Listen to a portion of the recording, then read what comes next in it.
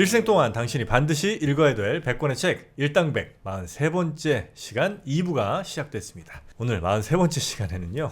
가을 동화 특집이라는 주제로 가을에 읽기 좋은 짧은 소설들, 아주 재밌는 소설들 네. 이렇게 소개해드리고 있고요.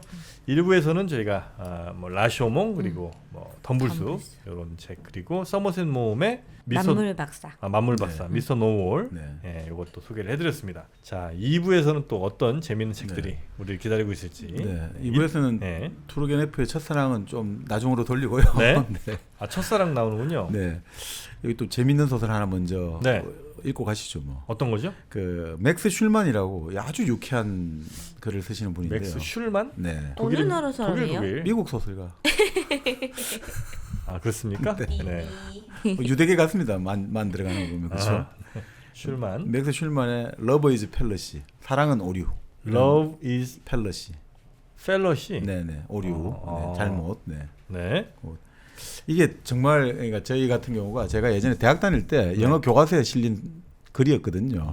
근데 그때도 정말 재미있었고 이게 시험 문제도 자주 나왔는데. 아, 그래요? 네. 근데 이게 이 맥스 슐만 같은 경우는 인간 계산기라고 그 단편도 정말 재미있는데 그리고 하여튼 뭐 가장 유명한 게 어떻게 보면 사랑은 오류입니다. 네, 사랑은 오류. 왜 사랑은 오류일까? 사랑은 정말 위대하고 사랑은 정말 완전하고 사랑은 희생이고 뭐 다 좋은 말인데 이 사람은 맥스 슐만은 사랑은 오류다 이거죠. 오류 잘못이다. 투성이죠, 뭐 근데 하다 보면. 그렇죠. 네. 그런 얘기인가요? 네, 읽어보시면 아니 들어보시면 네. 아 정말 그렇구나. 그리고 이 구성은 이런 겁니다. 한마디로 아주 똑똑한 법대생이 있단 말이죠. 네.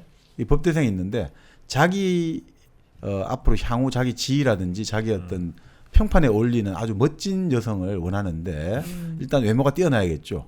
근데 이 외모가 뛰어난 여성을 자기 피앙새로 맞이하려고 하는데 너무 무식한 거란 말이죠. 말투도 교양이 없고 무식하고 여자가요? 이러니까. 예. 그래서 얘한테 먼저 이 생각하는 법부터 가르쳐야겠다 해가지고 논리학을 가르치기 시작하거든요. 그게 이제 시작되는 겁니다.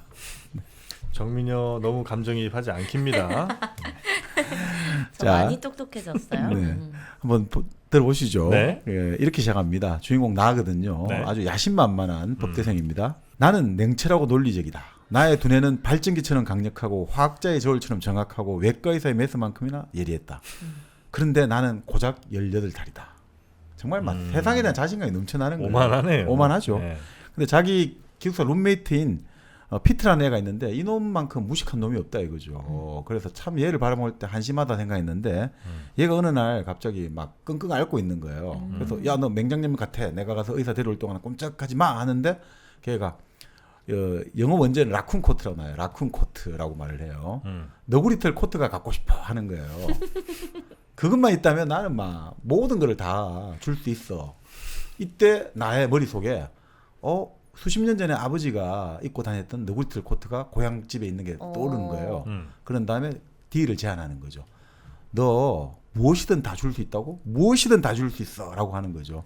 그래서 주말에 고향집에 가가지고 아버지의 너구리털 코트를 창고에 처박혔던 걸 찾아와가지고 이제 그 바로 같은 룸메이트에게 이제 제시를 하는 거죠. 네. 자, 너 내가 이 코트를 줄 테니까 네. 너 나한테 뭐를 줄 수 있어. 그러니까 얘가 뭐든지 다 주겠다고 하니까 어허. 좋아. 그럼 너의 여자친구 폴리를 나에게 양도해.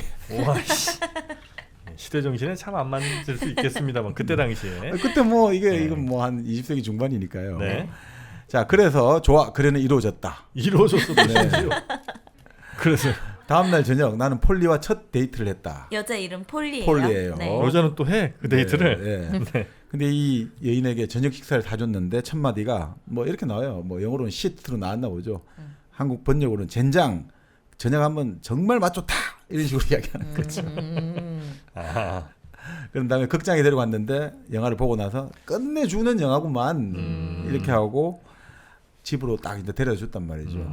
집을 딱 데려주고 나니까 끝 인사가 정말 오늘 정말 삐까번쩍한 저녁이었어 이런 식으로 말을 하는 거죠. 오빠 나 뿅 같잖아. 그런 식이죠. 말을 좀 저렴하게 하는구나. 그렇죠. 그래서 나는 가슴이 천근만근 무거운 채 내 방으로 돌아왔다. 이 여자의 무식함은 끔찍할 정도였다. 네. 그래서 정보를 공급하는 거는 안 되고 사고하는 법, 생각하는 법을 가르쳐야겠다. 아유, 얘 더 이상 안 될 것 같고 그냥 피트에게 다시 돌려줄까 생각했지만 이렇게 나와요. 그녀의 풍부한 육체적 매력과 그녀가 실내에 들어올 때의 우아한 자태 그리고 네. 나이프와 포크를 사용하는 세련된 태도를 생각하고는 아니야. 그래도 미래의 나와 내 아이들에게는 정말 이 세련되고 우아하고 예쁜 애가 어울려. 내가 바꾸기만 하면 돼. 네. 하는 거죠. 자, 그런 다음에 자기가 만사를 제치두고 이제부터 논리학을 강의하기로 한 거예요. 논리학. 자, 그래서 오늘 밤에는 이제부터 우리 논리학에 관한 이야기를 하기로 하자. 이렇게 이야기를 하는 거죠. 네. 자, 그래서 자 먼저 이 오류들부터 배우는 거죠. 단순화에 대한 오류를 이야기하자. 단순화의 오류는 이런 거다. 운동이란 좋은 거야. 운동은 신체도 단련시켜주고 모든 걸 단련시켜주니까. 그러니까 폴리가 진짜야. 운동은 모두에게 좋고 정말 좋은 거야. 그러니까 이런 말을 하는 거죠. 그것은 오류야. 운동은 심장질환이 있는 사람은 운동에 안 좋아. 모든 사람은 아닌 거지. 그러니까 단순화의 오류다. 그거는. 오, 그렇구나. 그때는 운동은 대부분 사람들에게 좋아라고 말을 해야지. 그러니까 잘 모르겠는데 그렇지만 좀 뭔가 근사한 것 같아. 한번 더 해봐. 이래 된 거죠. 자, 다음엔 성급한 일반화에 대해 이야기해 주겠습니다. 아, 성급한 일반화의 오류. 네. 네. 뭐죠? 빨리 결론 내리는 거. 그러니까 한 가지 가지고서 한 예 가지고 전체를 해석하는 거 아닌가요? 맞습니다. 예. 그러니까 정민현은 불을을 못해. 정프로도 불을을 못해. 나도 불을을 못해. 일당백은 모두 다 불을을 못한다. 아, 이거 맞구나. 오류에 빠지셨어 저. 아니, 세 명은 다 맞구나. 와, 정방님 네. 유머 감각이 논리 좀 오류. 이렇게 빵 터진 것도 오랜만이네. 네. 우리 스태프분들까지 다 빵 터지셨다. 맞죠? 그렇게 네, 되면. 뭐 어떻든 이렇게 여기서는 이래 나옵니다. 나도 불을 못하고 너도 불을 못해. 피터도 불을 못하고 그러면 여기 미네소타의 학생들은 모두 불을 못한다고 결론 지을 수 있지. 이러니까 폴리가 진짜야? 이렇게 된 거죠. 그러니까 나는 분노를 감추고 말했다. 그것은 너무 성급하잖아. 지금 말씀대로 너무 성급한 일반화잖아. 이렇게 했거든. 근데 갑자기 폴리가 야, 이거 댄스보다 더 재밌다. 계속 더 해봐야 되는 거예요. 논리가요. 오. 자, 그러면 근거 없는 비난에 대해서 이제 이야기를 해주마 된 거예요. 자, 우리 비를 소풍에 데리고 가지 말자. 개를 데리고 갈 때마다 비가 꼭 오거든. 그러니까 또 폴리가 이야기하거든. 나도 그런 애 하나 알고 있어. 우리 고향에 있는 애인데. 그러니까 주인공이 딱 말한 거예요. 폴리, 율라베크는 비를 몰고 오지 않아. 걔는 비하고 아무 상관이 없단 말이야. 너가 만약 그렇게 말을 하면 너는 근거 없는 비난의 오류를 범하는 거야. 그러니까 폴리가 다시는 안 그럴게. 네, 이제 좀 뭔가 발전이 돼요. 말은 잘 듣네. 네. 자, 그런 식으로 해가지고 계속해서 이제 이야기를 논리를 이제 일주일 이렇게 연구하다 보니까 네. 이제 폴리가 계속해서 뭔가 늘어나기 시작하는 거예요. 성장하는 모습이 보여요. 그렇죠. 네. 자, 그런 다음에 뭐 이제 여기 나오는 동정심의 오류, 그릇된 유추 오류 나오는데 자, 결국 뭐 이렇게 봅시다. 이렇게 한 일주일간 열심히 하고 나서 폴리가 완전히 이제 오류의 전문가가 돼버린 거야. 논리적 오류를. 그렇게 한 다음에 폴리를 완전히 논리학자 만드는 성공을 한 거죠. 그래서 자기는 이제 비로소 폴리는 내게 어울리는 아내가 된 거야 라고 이제 생각을 하고 있는 거예요. 자, 그런데 이제 나도 고백을 해야지. 그래서 그런 이야기 나와요. 마치 피그말리온이 자신이 만든 완벽한 여자를 사랑했듯이 나도 내 작품을 사랑했다. 자기 작품을 생각하는 거죠. 피그말리온은 이제 그리스 신화에 나오잖아요. 네. 그 본래 키프로스 섬에 살고 있는 일종의 조각. 피그말리온 효과할 때. 그렇습니다. 내가 소망하고 희망한 것들이 네. 실제로 이루어지는 것들. 네. 그러니까 피그말리온이 조각상 상아로 만든 조각을 만들었는데 이게 너무 조각하고 사랑에 빠진 거죠. 그래서 아프로디테의 신에게 저기 생명을 부르주고 나하고 같이 사랑을 한다면. 그래서 어느 날 그 아프로디테의 신이 그걸 참 정성을 가득하게 여겨서 생명을 불어이어주게 되고 그 결국 잘 살게 되었다. 우리가 말하는 피그말리온 효과죠. 네. 그러니까 이런 것들이 뭐 소설도 많이 나오죠. 영화도 나왔지만 그 예전에 버나드 쇼라고 영국의 네. 극작가가 그 마이 페어 레이디 그게 바로 이거죠. 오. 거기서 이제 히긴스 교수가 일라이자라는 정말 꽃을 파는 아주 좀 뭔가 상스럽고 교양 없는 여자를 내기를 해가지고 내가 완전히 완벽한 그 영국의 숙녀로 만들어 놓겠어. 그래 만들어 놓았잖아요. 사랑에 빠지죠. 그러니까 사랑에 빠지죠. 제가 한번 이 이야기 그때 그 이야기 드렸잖아요. 예전에 뭐죠? 우리 저 위대한 개츠비에서 네. 개츠비가 5년 만인가요? 네. 그 데이지를 만났잖아요. 네. 근데 데이지를 처음 만났는데 소개를 해줬잖아요. 그 주인공이. 네. 근데 소개를 해줬는데 처음엔 약간 좀 실망한 느낌을 가진 것 같더라. 그래서 자기가 둘이 이제 있으라고 자리를 비워주고 나서 산책하고 나서 이게 뭔가 안 좋지 않을까 왔는데 갑자기 30분에 와 보니까 개츠비 얼굴에 완전히 그 사랑의 기쁨을 되찾은 희색이 만연하더라. 결국 뭐냐면 그 개츠비는 자기 상이 있었잖아요. 자기의 사랑하는 첫사랑의 여인의 네네네. 상. 그 상이 처음에 봤을 때는 이제 시간이 지났으니까 흘려진지 모르지만 그 5년 동안 그 이제 세월이 지나갔으니까. 근데 대화를 30분간 나누다 보니까 그 옛날에 이상형으로 돌아온 거죠. 그러니까 이게 참 보면 사실 사람은 우리가 보면 외모에 반한다, 여러 가지 모습에 반한다고 하는데 실제로 피그말리언 그 마이 페어 레이디라든지 위대한 개츠 보면 실제로는 언어 사용법이 있지 않습니까? 이게 어마어마한 힘을 발휘하거든요. 네. 거기에 따라 가지고 자기 스스로가 설정한 것에 맞는 말을 하게 되면 히긴스 교수조차 사랑하게 된단 말이죠. 네네. 그러니까 진짜 그런 느낌까지 드는데 네. 결국 자기는 그러니까 내 작품에 또 사랑하겠죠. 내가 만들었으니까. 음. 자, 그래서 이제 고백하기로 했단 말이죠. 이제 재밌는 말이에요. 드디어 우리의 관계는 아카데믹한 것에서 로맨틱한 것으로 바꿔도 좋을 것 같았다. 참 머리 좀 많이 씁니다. 자, 그런 다음에 이런 이야기를 해요. 폴리, 오늘 밤에는 이제 더 이상 논리학의 오류에 대해서 토론하지 않겠어. 그러니까 폴리가 왜? 이래 된 거죠. 너무 나 재밌는데. 오류 찾기 너무 재밌는데 오류 찾아야죠 오늘도. 그렇죠. 자, 그러면서 이야기를 하는 거죠.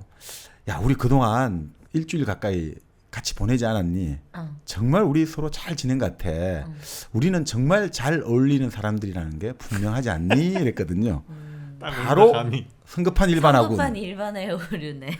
겨우 5번 데이트 가지고 어떻게 우리가 잘 어울리는 한상이라고 말할 수 있지? 나는 재미있어 깔깔 웃었다. 오, 얘 참 공부 잘했네. 아유, 참 귀여워 하면서 이것 봐 하면서 폴리의 손을 어루만지면서 이렇게 말한 거죠. 5번의 데이트로 충분해. 케이크 맛을 알려고 케이크 다 먹어볼 필요 없잖아. 그릇된 유치야. 나는 케이크 아니라 여자야. 그거는 케이크에는 그렇게 해당되지만 사람은 그렇게 할 수 없다. 그거는 잘못된 비교를 하고 있다 이거죠. 나는 약간 웃음은 나지만 아까보다는 덜 유쾌한 웃음이 났다 이거죠. 너무 잘 배웠나? 그렇다면 분명히 빙빙 돌아가지 말고 그냥 직접적으로 사랑을 설명해야겠다라고 직구로 던진다. 그렇죠. 덜 짚고 날려야겠다. 네. 폴리, 난 너를 사랑해. 넌 내게 있어서 전 세계이고 달이자 별이고 우주의 성자야. 내 애인이 되어주겠다고 제발 말해줘. 너가 그렇게 안 해주면 내 인생은 의미를 잃어버리기 시작할 것이고 나는 번민할 것이고 폐인이 될 것이고 나는 엉망진창이 될 거야. 동정심의 호소로군. 전혀 원래 애인이 되는 거라고 너가 이렇게 된다는 거는 그럼 동정심에 호소하는 거는 논리적 오리 아니냐. 네네네. 갑자기 나는 이빨을 갈았다. 나는 피그말리온이 아니었다. 나는 바로 프랑켄슈타인이었다. 원래 닥터 프랑켄슈타인이잖아요. 네네. 프랑켄슈타인 박사가 프랑켄슈타인을 만들어가지고 그게 오히려 나를 위협하게 되잖아요. 네. 그러니까 지금 폴리는 피그말리온이 아니라 이제 프랑켄슈타인으로 나를 지금 위협하기 시작한다는 거죠. 자, 나는 어떻게 해서라도 이 공포를 억누르고 침착하게 하면 했다. 억지로 미소를 지으면서 나는 그래 폴리, 넌 확실히 오류에 대한 것을 많이 배웠구나. 그렇다면 폴리, 누가 너에게 그것을 가르쳐줬지? 당신이. 그렇다면 넌 내게 빚을 지고 있는 거야. 안 그래? 만일 나를 만나지 못했더라면 넌 결코 오류에 대해 배우지 못했을 거야. 맞네. 그건 사실과 상반되는 가정이야.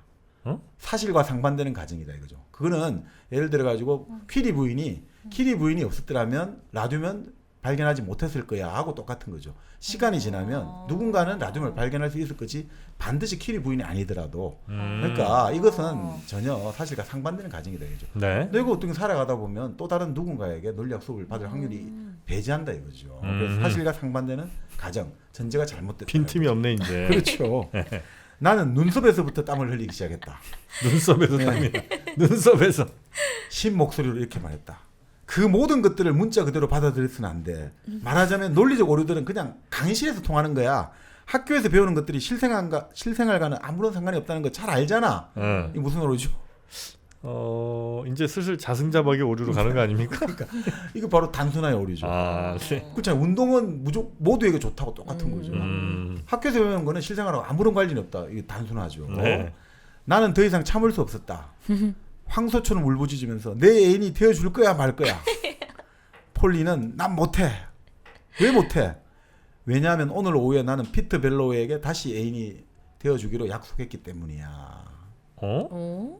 그러니까 나는 그 파렴치한 행위에 경악함에 뒤로 물러났다. 나하고 약속을 해놓고 거래까지 해놓고 악수까지 해놓고 이 치사한 놈 폴리 넌 그놈하고 사귈 수 없어. 그놈은 거짓말쟁이고 사기꾼이고 치사한 놈이란 말이야. 우물에 독을 푸는군. 우물에 독을 푼다 이거죠 지금. 다 같이 폴리 죽는 입장에서는 아니 인신공격을 우물에 독을 푼다고 아. 중상모래하고. 그러니까 우물에 독을 풀어가지고 처음부터 이놈은 나쁜 놈이야. 나는 지금 모르잖아요. 폴리 입장에서는 무슨 거래가 있었는지 모르잖아요. 그러니까 우물에 독을 푸는군 하면서 더 재밌는 말이에요. 그리고 소리 지르지 마. 나는 소리 지르는 것도 오류라고 생각해.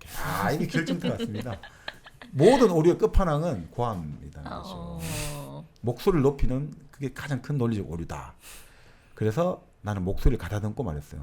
좋아. 너는 논리학자야. 그럼 논리적으로 이야기해보자. 도대체 어떻게 나를 버리고 그 피트를 선택할 수가 있니? 나를 봐라. 머리가 뛰어나지. 정말 장래가 촉망되지. 피트를 봐라. 돌대가리에다가 유행만 쫓아다니고 한 끼 마저 걱정해야 되는 인간이야. 왜 피트의 애인이 되어주기로 했는지 단 한 가지만이라도 논리적으로 논리적인 얘기해봐. 이야기를 내게 말해줄 수 있겠니? 응. 물론이지. 그의 너구리털 코트를 갖고 있거든. 그러니까 사랑은 오류란 말이죠. 논리가 없고 사랑은 오류란 말이에요. 그 애는 너구리털 코트를 갖고 코트를 있으니까 갖고 난 있으니까. 좋아. 결국은 너구리 코트 때문인 거예요? 그러니까 결국 뭡니까? 사랑은 이성이나 논리로 통하는 게 아니라는 너무 거죠. 웃긴다. 그러니까 여기 해설해주신 김성곤 교수에 따르면 네. 그러니까 정말 우리는 이성과 논리로 모든 것을 알 수 있고 모든 것을 지배할 수 있고 정말 자신만만해하지만 사랑은 그런 게 아니다 이거죠. 이 세상에 많은 것들은 이성을 넘어서는 초이성과 초논리의 영역이 있다. 바로 사랑 같은 거 아니냐. 그러니까 참 이게 우리에게 정말 우리가 정말 뭡니까 이성과 과학을 가지고 우리는 다 앞으로 세상 잘 살아갈 것 같은데 그 이성과 과학이 너의 사랑을 오히려 망가뜨리는 책정이 될 수 네네네. 있다는 거죠. 논리로 여자친구 한번 논리로 논리적으로 무장한 여자. 한번 만들어 보려다가 완전 자기가 된통 당했는데 우리 정민여도 그러면 논리적으로 1kg 커피를 먹지 않을 이유를 하나라도 좀 대봐요. 먹지 않을 이유? 있어 없어? 없지. 왜냐면은 잠을 못 자서 커피를 안 드신다 하시는 분들이 종종 계시지만 디카페인도 있고. 그렇지. 그리고 커피 안 먹을 이유가 없어요. 없어. 1kg 커피를 안 먹을 이유는 네. 저도 지금까지 계속 찾아봤는데 커피의 오류입니다. 없습니다. 네. 무오류의 커피, 무결점의 커피, 1kg 커피. 여러분 지금 많은 분들이 이미 네. 경험하셨고요. 그 맛을, 향을, 기분을, 분위기를 또 공유하고 계십니다. 여러분도 이제 1kg 커피의 세상 안으로 들어오실 때가 된 것 같습니다. 커피 거기서 거기다 라는 얘기 하시는 분들이 있는데 단순하게 오류죠. 커피는 거기서 거기가 아닙니다. 1kg 커피와 다른 커피는 1km 이상 떨어져 있습니다. 자, 이제 여러분이 선택할 시간만 남았습니다. 1kg 커피 저희 일당백과 함께하는 1kg 커피는요 포털 사이트에서 1kg 커피 검색하시거나 아니면 1kg 커피 앱을 다운받아 보시면 다양한 제품들 언제든 만나실 수가 있습니다. 일당백과 함께하는 1kg 커피였고요. 자, 그럼 다음 소설로 네. 넘어갑니까? 예, 바로 이제 뭐 두르게네프의 첫사랑. 첫사랑. 기대됩니다. 이거는 뭐 워낙 근데 이런 흔한 제목이 좀 안 좋은 것 같아요. 첫사랑. 이 첫사랑이라는 드라마도 많고 배용준 씨 나왔던? 뭐 이러니까 그 사실 이게 원조거든요. 어. 그러니까 바로 어떻게 보면 이런 뭐 여러 가지 사랑들 많이 다루고 하지만 네. 세계 문학 사상에서 첫사랑이라는 제목으로는 결국 두르게네프의 이 뭐 중편 정도라고 할 수 있겠습니다. 이 중편이 정말 정말 하나의 어떤 획을 그었다라고 할 수 있죠. 첫사랑은 퍼스트 러브예요? 그렇게 보통 말하지 그렇습니까? 않겠습니까? 근데 우리가 사실 그러니까 이 첫사랑이라는 것에 의미를 부여하기 시작한 게 그러면은 이런 소설이 나온 뒤부터인 거예요? 그러니까 사실 이제 뭐 우리가 인간의 연애 감정이라는 것들이 어떻게 바라봐야 되느냐 말들은 많습니다만, 네. 그러니까 사랑이라든지 네. 성하고 결국은 좀 한번 생각을 해봐야 될 것 같은데 예전에 우리 어떤 문화가 들어가기 전에는 물론 사랑도 최종 완결 단계는 성이잖아요. 사랑은 완결이 성으로 완결되는 거잖아요. 근데 이런 어떤 첫사랑이라든지 이런 것들이 문화적으로 인식되기 전에는 그 결국은 자연의 공간이었죠. 그럴 때는 그 자체로 바로 성 자체로 완결돼 버렸죠. 근데 인간이 이제 문명과 문화를 발전시켜내면서 그 성으로 가는 또 성으로 가지 못하지만 정말 길고 긴 우회로를 우리는 갖게 된 거죠. 거기서 결국 첫사랑이 나온 거 아닌가. 본래 성이 바로 완결되는 자연의 공간이라면 첫사랑은 성립할 수가 없죠. 바로 그냥 목적이 달성돼 버리고 이미 종착지에 피니시 라인 도달했기 때문에 네네네. 뭐 첫사랑이고 뭐고 할 것도 없는데 오히려 인간이라는 것은 욕망을 우회적으로 실현시키는 존재잖아요. 네. 거기서 정말 뭐 여러 가지 사연들이 나오고 근데 그게 오히려 애초에 그 과정이 그 종착지보다 더 많은 어떤 아름다움을 던져주는 거 아닌가 이런 네. 생각이 듭니다. 약간 좀 그런 것도 있는 것 같아요. 그 이른바 우리가 갖고 있는 그 첫 경험에 대한 어떤 판타지 같은 게 좀 있잖아요. 그렇죠. 의미 부여. 내가 이제 처음 뭐 이렇게 의미 부여의 오류다 그거. 그래서 그런 그 첫에 대한 좀 판타지 같은 게 아마 사랑에도 좀 이렇게 들어가서 그렇죠. 첫 번째 사랑에 좀 더 많은 의미 부여를 하는 건 아닌가. 그리고 이제 결국은 그런 생각이 듭니다. 첫 번째 사랑은 본래 왜 기억이 많이 나냐면 이루어질 수 없으니까. 보통은 대부분 다 실패로 끝나잖아요. 뭐 왜 그런 것 같습니까? 저도 참 이게 궁금했거든요. 왜 첫사랑이 첫사랑은 잘안 실패로 되는 끝나나? 예. 그냥 이 연령대로 살펴보면 첫사랑을 보통 어릴 때 많이 하잖아요. 10대 뭐 한 중후반 네. 정도. 그러니까 당연히 결혼하기까지의 과정이 너무 많이 남아있기 때문에 그러니까 뭐 사랑의 종착지를 결혼이라고 한다면 그러니까 실패할 수밖에 결혼은 없지 사랑의 않을까. 무덤이야. 그건 저도 익히 알고 있습니다. 아니 뭐 그렇죠. 어려서 그렇다. 네. 어려서 그래. 그렇죠. 바로 거기가 창안점이네요. 어리잖아요. 네. 어리다는 거는 우리가 미성숙하다고 보잖아요. 네. 미성숙하다는 거는 이 세상과 사람을 관계를 맺을 때 자기 중심적으로 자기 입장에서만 바라보려고 하죠. 그러니까 자기 중심적 시각에서 어떤 사람과 가족을 벗어나서 그리고 동년배의 어떤 동성 친구와 벗어나 가지고 이성에 대해서 눈을 뜨는데 여전히 자기의 시각, 자기가 갖고 있는 어떤 입장만 고집하다 보니까 이 자기 중심주의가 결국은 그 사람하고 부딪히게 되니까 첫사랑은 보통 좌절하는 거 아닌가 이런 이제 생각도 많이들 하죠. 네. 오, 정박님의 첫사랑은 언제예요? 기억도 안 납니다. 에이 첫사랑이 어떻게 기억이 안 나? 사모님이 첫사랑이셔. 네, 밝혀서 뭐 할 겁니까? 근데 사실 뭐 어떤 네. 분이 재밌는 이야기를 하시더라고요. 어. 사람들은 왜 첫사랑을 또 아름답다고 느끼냐 이거죠. 첫사랑을 아름답다. 왜 아름답냐 이거죠. 청춘의 사랑은 왜 이렇게 아름다운가. 그때 그냥 내가 아름다운 거지. 그 시절의 내가. 음. 어린 시절, 젊은 시절의 내가. 뭐 그럴 수도 있고 아니면 이른바 성적인 것이 안 들어간 것에 대해서 일종의 또 의무부여를 하는 거 그쵸, 아닌가? 그쵸, 그쵸. 네, 그 내가 어. 성적인 게 안 들어갔으니까 더 순수하다고 느끼고 뭐 그런 게 하나 있는 거. 이해관계나 뭐 이런 것도 사실은 거의 뭐 개입이 안 되는 경우가 맞아요. 많으니까 그래서 더 순수했고 뭐 그때의 내 마음 상태가 더 숭고했다. 진짜 사랑 진짜다. 같은 느낌? 네, 이런 생각을 더 하는 거 아닌가 하는 생각이 좀 듭니다. 그러니까 그런 느낌 같아요. 지금 그 말씀이 네. 결국은 채워지지 않았기 때문에 더 아름답다고 느끼잖아요. 그 그 채워지지 않았다는 건 말 또 다른 측면에 보면 잃어버린 거거든요. 뭔가 잃어버렸단 말이죠. 근데 우리가 보통 청춘이라든지 사랑이라는 거는 네. 그 시간이 지나가야지만 그것이 아름다운 거라고 우리가 인식하는 거거든요. 그 시간 있는 동안은 절대 우리 인식할 수 없어요.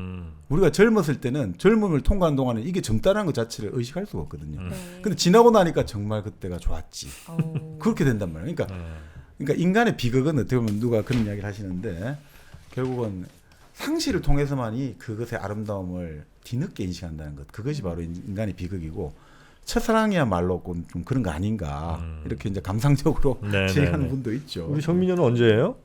저는 초4. 에이, 진짜예요. 진짜 초사예요.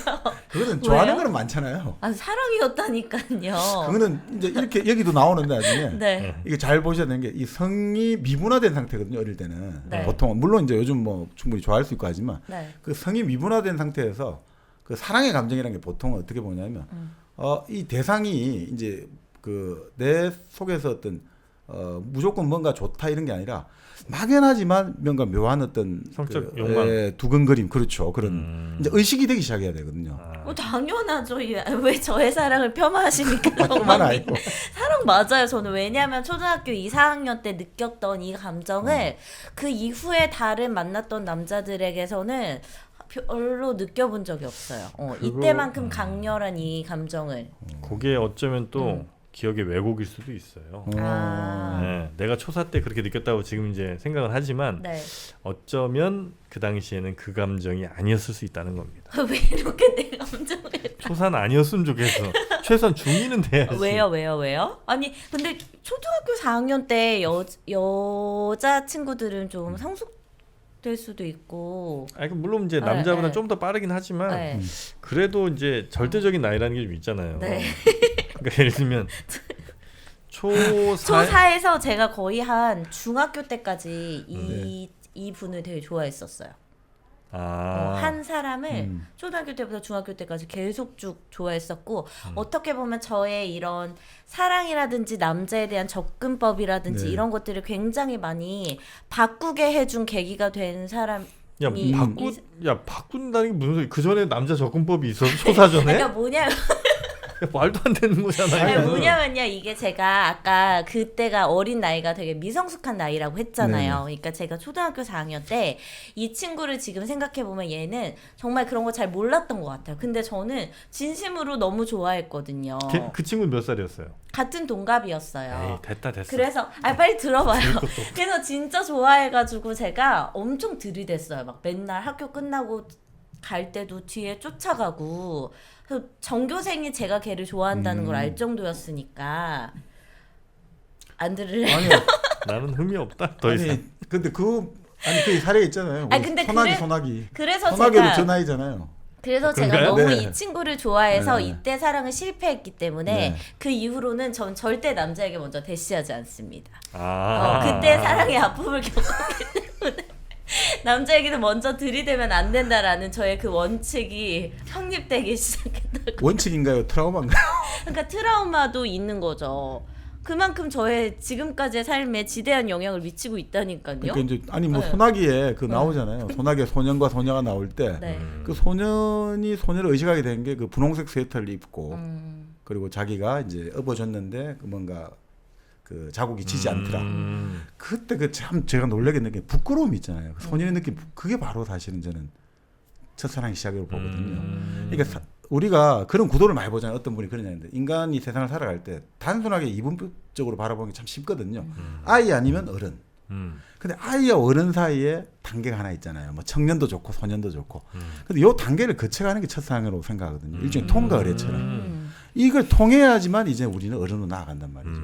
그러니까 그 아이가 그 부끄러움을 느끼는 거. 지금까지 내가 그냥 뭐 천둥 벌거둥 살았고 아무런 건 느꼈는데 왜 그 소녀의 그 분홍색 스웨터에 난 그 흙탕물 자국 자기 이제 등에 어떤 떼국물이 묻어졌는지 모르지만 그걸 보고 부끄러움 느꼈다. 그때 그 아이는 이제 흔히 말하는 성적 미분화 상태에서 딱 갈라져 가지고 이제 성적인 남성으로 서기 시작한단 말이죠.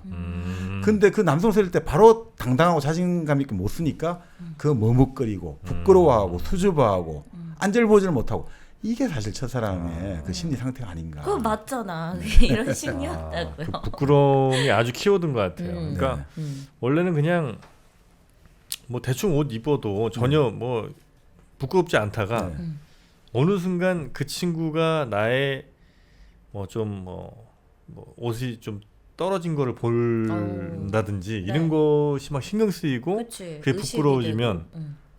양말 빵꾸 난 게 막 너무 창피하고 뭐 요럴 때가 되면 네. 그게 이제 첫사랑의 느낌. 그거 맞는 것 같습니다. 부끄러움이 핵심이다. 네. 그러니까 그때가 이제 결국 성적인 자각을 하는 시작이 아닌가. 근데 근데 그 부끄러움지 부끄러움이 꼭 성적인 거랑 연관이 돼. 아니 그러니까 그 부끄러움조차 없었잖아. 근데 그거를 이제 네. 그게 생겼죠. 그러니까 그 친구를 좋아한다는 걸 알고 이제 한 1년, 2년이 지나고 나서 부끄러움이 이제 내가 그렇게 너무 막 들이대고 이랬던 게 부끄럽다는 걸 자각하게 됐죠. 그 전교생이 알 정도로 따라다녔는데 그게 전혀 안 부끄러웠잖아. 아니라는 겁니다. 아 그래요? 네. 제가 말하는 성적 자각이라는 거는 꼭 네. 이제 어떤 신체적인 자각보다 네. 그 지금 이제 이 사람이 뭔가 새롭게 다가오구나. 그러니까 예전에 어떤 분이 그런 이야기를 하시는데 그 동화책이라든지 이런데 재밌는 게 그렇다는 거예요. 보통 그런 어떤 도식들 많잖아요. 정말 말갈량이 소녀고 정말 쟤는 남성적 매력 하나도 없는데 그런 소녀가 어느 날 갑자기 어떤 계기를 통해 어떤 사건이라든지 어떤 뭐 여러 가지 환경의 변화를 통해 가지고 갑자기 매력적인 숙녀로 탄생한다는 거, 변신한다는 거. 그게 정말 매력적이거든요. 그러니까 바로 그럴 때 사람이 받아들일 때 성적으로 자각하게 되는 거죠. 이 사람은 지금까지 하나 이시였단 말이에요. 중성이었는데 보통 아이들은 중성이잖아요. 이 중성의 상태에서 여성과 남성이 갈라지는 것. 이게 성적 자각이라는 거죠. 그러니까 뭐 저는 사실 그 빨간머리 앤에서 앤과 길버트 관계도 그렇고 앤이 얼마나 사실 또 여성의 어떤 그거보다는 정말 하나의 중성의 매력을 가지고 있는데 어느 순간 길버트하고 그렇게 되고 또 예전에 그 조르주 상드가 그 사랑의 요정이었나 하여튼 그런 동화도 있는데 거기도 보면 그렇게 나온단 말이죠. 아주 말갈량이고 희한한 여자아이가 있었는데 어느 순간에 갑자기 그 여자아이가 뭔가 탁 새롭게 느끼기 시작하고 네. 그러니까 그런 것들 이런 것들이 이제 성적 자각이고 이럴 때 보통 우리가 이게 뭔가 첫사랑 비슷한 선하기도 그렇고 그렇게 연결되는 거 아닐까. 그 남자 기준에서 약간 동했을 그렇죠, 때 그 뭐. 마음을 얘기하는 것 같은데. 그래서 이제 성적 자각이 시작된 요 첫사랑 이야기를 이제 이 투르게네프가 그렇죠. 아주 감성을 잘 터치를 했는 모양이죠. 그러니까 투르게네프 그 자체가 이건 거의 자전적 이야기예요. 그러니까 음. 본인이 실제 여기서 나오는 여러 가지 가족 관계도 본인의 가족 관계가 아주 흡사하고 네. 여기서 이제 주인공 나가 나오는데 블라지미르가 네. 그 블라지미르 여기서 작품에서 엄마 아버지 나이 차가 한 10살로 나오고 실제 투르게네프의 엄마 아버지 나이 차가 6살. 아버지가 나이가 다 연하죠. 그리고 엄마가 돈이 많았고 그렇게 결혼을 아빠가 했던. 연하예요? 네, 그러니까 그렇게 결혼한 거죠. 네. 엄마의 돈을 보고 결혼했고 또 실제 투르게네프가 그 어린 시절에 이웃에 살던 여류 시인을 짝사랑했고. 그 투르게네프도 좀 특이한 분이에요. 이분도 그 이제 어릴 때부터 이미 뭐 요즘 치면 뭐랄까 10대 이미 그 불어, 독어, 영어 이렇게 3개 국어는 다 공부를 했고 그 당시 뭐 귀족의 풍습이었겠지만 그 결국 베를린 대학도 유학을 가고 파리에 가가지고 그 20대 초중반에 아주 유명한 이제 여가수를 만나게 돼가지고 그 여가수를 평생 사모해요. 근데 그 여가수는 남편이 다 있고. 그래요? 그래서 이 사람은 결혼 안 해요. 독신으로. 아 정말요? 그 평생 사랑하게 되고 이 사람이 엄마 하녀하고 사이에서 일종의 딸을 하나 낳았거든요. 엄마 하녀? 그러니까 일종의 뭐 그 혼외자죠. 혼외자를 낳은 거죠. 그러니까 엄마의 뭐 하녀, 이른바 몸종 같은. 그렇죠. 몸종 사이에서. 그 딸 이름을 그 바로 프랑스 여가수 이름을 따서 짓고. 그래요? 그 자기는 결혼 안 하고 독신 살고 결국 죽을 때 그 여가수가 지켜보는 가운데 죽은 거죠. 참 묘한 관계죠. 그 하녀는 뭐야? 아니, 내가 아무리 그렇죠. 하녀지만 네, 시바지도 아니고 둘이 결혼했는데 딸 이름은 자기가 사랑하는 여자 이름으로 너무 못됐다 진짜. 물론 아니 이제 뭐 우리 톨스토이도 그렇게 봤지 않습니까? 그렇습니까? 톨스토이도 뭐 하녀라든지 소작인 그 사이에서 애 많이 낳았다 이런. 그러니까 애는 낳을 수 있다고 쳐요. 근데 애 이름을 그래 그 자기가 짝사랑하는 여자를 하는 게 물론 이제 지금과는 이제 굉장히 어떤 도덕적 기준이나 이런 게 많이 좀 다르긴 하겠습니다만 상처겠다 생각이 좀 듭니다. 네. 이렇게 제가 배려심 돋는 사람입니다. 왜 갑자기 자기 홍보입니까? 뭐 투르게네프는 이제 러시아 19세기를 대표하는 문호죠. 뭐 네. 우리 예전에 톨토이라든지 도스토옙스키 다 뭐 읽었습니다만 네. 가장 연장자죠. 1818년생이니까 그렇게 해서 근데 나중에 한 40 넘어서는 프랑스 파리에서 파랑스에 살게 되는 거죠. 그 이 사람 가수가 진짜 있었던 거 아니에요? 프랑스 가수? 네, 프랑스 가수. 네, 네. 네. 폴리나. 그러니까 실제? 네, 실제 가수 폴리나였는데. 네. 그 이 폴리나도 또 그 재능을 사랑한 거죠. 서로가 가진 어떤 예술적 재능을 사랑했다. 이렇게 보고 있는데. 네. 근데 결국 이 사람은 러시아에서 어떻게 보면 서구주의자예요. 러시아가 발전하고 가려면 서구의 문화를 빨리 받아들이고 그리고 어린 나이에 농노 자기도 그 농노제의 어떤 지배계층에 속하지만 농노제를 반드시 없애겠다. 뭐 그런 서약도 한 사람이고 근데 결국 어떻게 보면 흔히 말하는 슬라브주의라고 할까요? 러시아에는 우리 고유의 전통을 가지고 우리 어떤 정체성을 가지고 지켜나가자는 흐름이 하나 있고 거기 반대해가지고 아니다 서구를 쫓아가야 된다. 투르게네프는 어떻게 보면 서구를 쫓아가자는 주의였죠. 네. 이 첫사랑 같은 경우는 아까 말씀대로 뭐 본인의 자전적 소설인데 이 설정도 그래요. 이제 당시 40 정도 되면 이제 완전히 그 뭐라고 할까 이제 완전히 작년이죠. 당시에 평균 생각하면. 그 사람들이 어느 날 친구들 3명이 모여가지고 네. 야 우리 예전 첫사랑 이야기나 좀 해볼까? 근데 뭐 나머지 한 명은 아유 뭐 나는 첫사랑이 끝사랑이야. 나 그냥 부인이 돼버렸어. 동방님처럼. 네. 그렇진 않고요. 또 두 번째는 뭐 진짜 뭐 할 말이 없다. 기억도 네. 안 난다 이러니까 이 세 번째 사람 바로 블라지미르 페트로비치는 그걸 차마 너무나 그거 참 기억을 떠올리고 이런 것들이 지금도 가슴에 남아 있다 이거죠. 그래서 자기는 도저히 말을 못 하겠고 내가 글로 정리해 와서 그걸 글을 읽게 하면서 이제 이 첫사랑이 시작되는 거거든요. 그러니까 뭐 이런 거예요. 주인공 블라지미르는 16살에 대학 진학을 준비하는 일종의 방황하는 젊은이, 방황하는 네. 젊은이, 방랑은 아니죠. 뭐 정신적으로 방황하고 있는 거죠. 부모님하고 모스크바에 살고 있는데 이제 일종의 부모님이 별장을 빌려가지고 거기서 이제 살기로 했어요. 그런데 그때 이제 뭐 이런 거죠. 본인이 어떤 환영이 떠오르고 있다 이거죠. 뚜렷한 윤곽으로는 안 떠오르지만 어떤 여자의 모습, 여자의 사랑 이런 것들이 떠오른다 이거죠. 누군지는 모르지만. 그렇죠. 예. 그러니까 여기 이렇게 나옵니다. 감미롭고 여성적인 무언가에 대한 반의식적이고 부끄러운 예감. 이게 참 뭔 말인지 모르겠는데.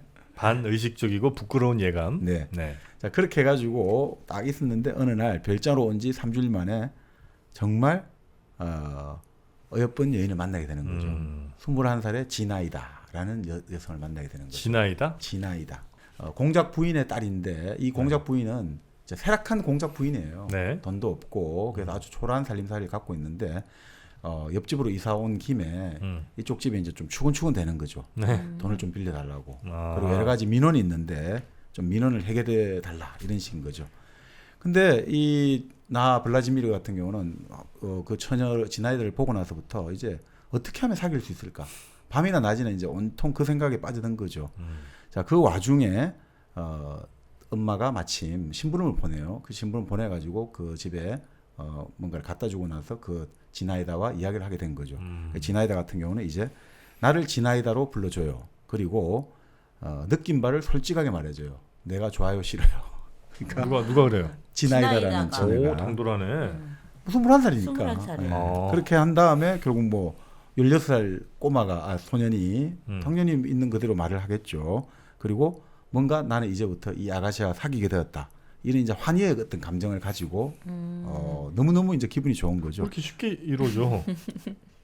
그건 아니죠. 그러니까 지금 이제 이렇게 관계를 이제 서로 이제 만나게 됐는데 네. 이제 자기 혼자 생각하는 거죠. 이제 나는 이제 앞으로 네. 이 사람하고 이제 관계 이렇게 말같이 서로 이름 교환하고 나 좋냐 싫냐 물어보고 했으니까 이제 앞으로 서로 뭐 발전된 관계가 될 것이다. 그렇죠. 이렇게 막 시도하는 과정에서 뭐 이렇게 사과 같은 거 줬나요? 아니 그런 건 없습니다. 그런 건 없고 그럼 사과는 안 집을 주고 줬나? 사과 집을 줬나? 안 줬어요? 그럼 뭐 아직은 안 된다고 보는데 사랑의 시작은 사과로부터 시작됩니다. 네. 특히 잘 익은 부사 하나가 다이아몬드 반지보다 낫다는 우리 현인들의 또 지혜가 있었죠. 네, 그래서 영주 은하수 사과가 여러분의 사랑을 이뤄드리고 있습니다. 아직까지 고백에 성공하지 못하셨다고요? 영주 은하수 사과를 한번 드려보는 건 어떨까요? 실제 제 친구 남자친구 중에 있었던 일화인데 네. 그 남자친구가 되게 순수하신 분이었어요. 그래가지고 친구랑 엄청 싸웠는데 그 잘못했다고 사과를 정말 가져온 거예요. 먹는 사과를 사과한다고 너한테. 그래서 결국 헤어졌다는. 실화야? 네, 실화. 진짜로? 진짜로 독특한 남자분이었거든요. 정말 순수하시네. 네. 이 영주 은하수 사과랑 딱 맞습니다. 영주 은하수 사과 순수 사과집이 있고요. 네. 배집이 있고요. 도라지 집도 있습니다. 그리고 지금 현재 부사가 나오고 있기 때문에 네. 맛있는 부사 여러분들 생물로도 한번 즐겨보시면 좋을 것 같습니다. 네, 영주 은하수 사과 저희가 링크 잘 걸어드렸으니까요. 그 네. 링크 따라오시면 되겠고요. 포털 사이트에서 검색하셔도 잘 나옵니다. 자, 영주 은하수 사과와 함께하는 일당백. 자, 계속해서 순수한 이야기 들어보러 가겠습니다. 근데 이 아버지라는 분이 이제 이 주인공 나의 아버지가 아주 독특한 캐릭터예요. 네. 그러니까 아버지는 사실 돈 때문에 엄마와 결혼했단 말이죠. 10살이나 연상인데. 근데 아버지의 특징은 자식에게 친절하면서도 무관심한다는 거죠. 그리고 엄마는 자식에게 그 어떤 관심을 쏟을 여유가 없어요. 다른 걱정거리가 많아서. 네. 아버지에 대한 아, 걱정이 네네. 많겠죠. 그래서 아버지 같은 경우, 엄마 같은 경우는 끊임없이 슬픔 속에서 나날을 보내고 있었다. 그런데 엄마는 아버지 앞에서는 흥분하고 슬퍼하는 모습은 절대 보이지 않았다. 네. 아버지가 두려우니까. 그러니까 아버지는 아주 엄격하고 냉정하고 무관심한 사람이다 이거죠. 그래서 나는 그렇게 세련되게 침착하고 자존심 강하고 전제적인 남자를 본 일이 없다. 이게 어떻게 보면 이것도 어떻게 보면 오이디푸스 컴플렉스일 수 있는데 네. 이 주인공 나에게 아버지는 정말 완벽한 남자 그 자체로 나타나요. 아버지는 아주 자존심 강하고 예의가 바르고 어느 상황에서도 한 번도 자기의 모습을 흐트리지 않는 완벽한 사람이다 이렇게 된 거죠. 네. 자, 그 상태에서 이제 이쪽 이제 옆집을 초대를 한 거예요. 이 주인공 집에서 옆집을 이제 식사를 초대를 하는데 네. 이 주인공이 지나이다가 오니까 잘 보고 싶잖아요. 그 포마드를 바르고 프로코트를 입고 넥타이를 매는 거예요. 정말 정장이죠. 네.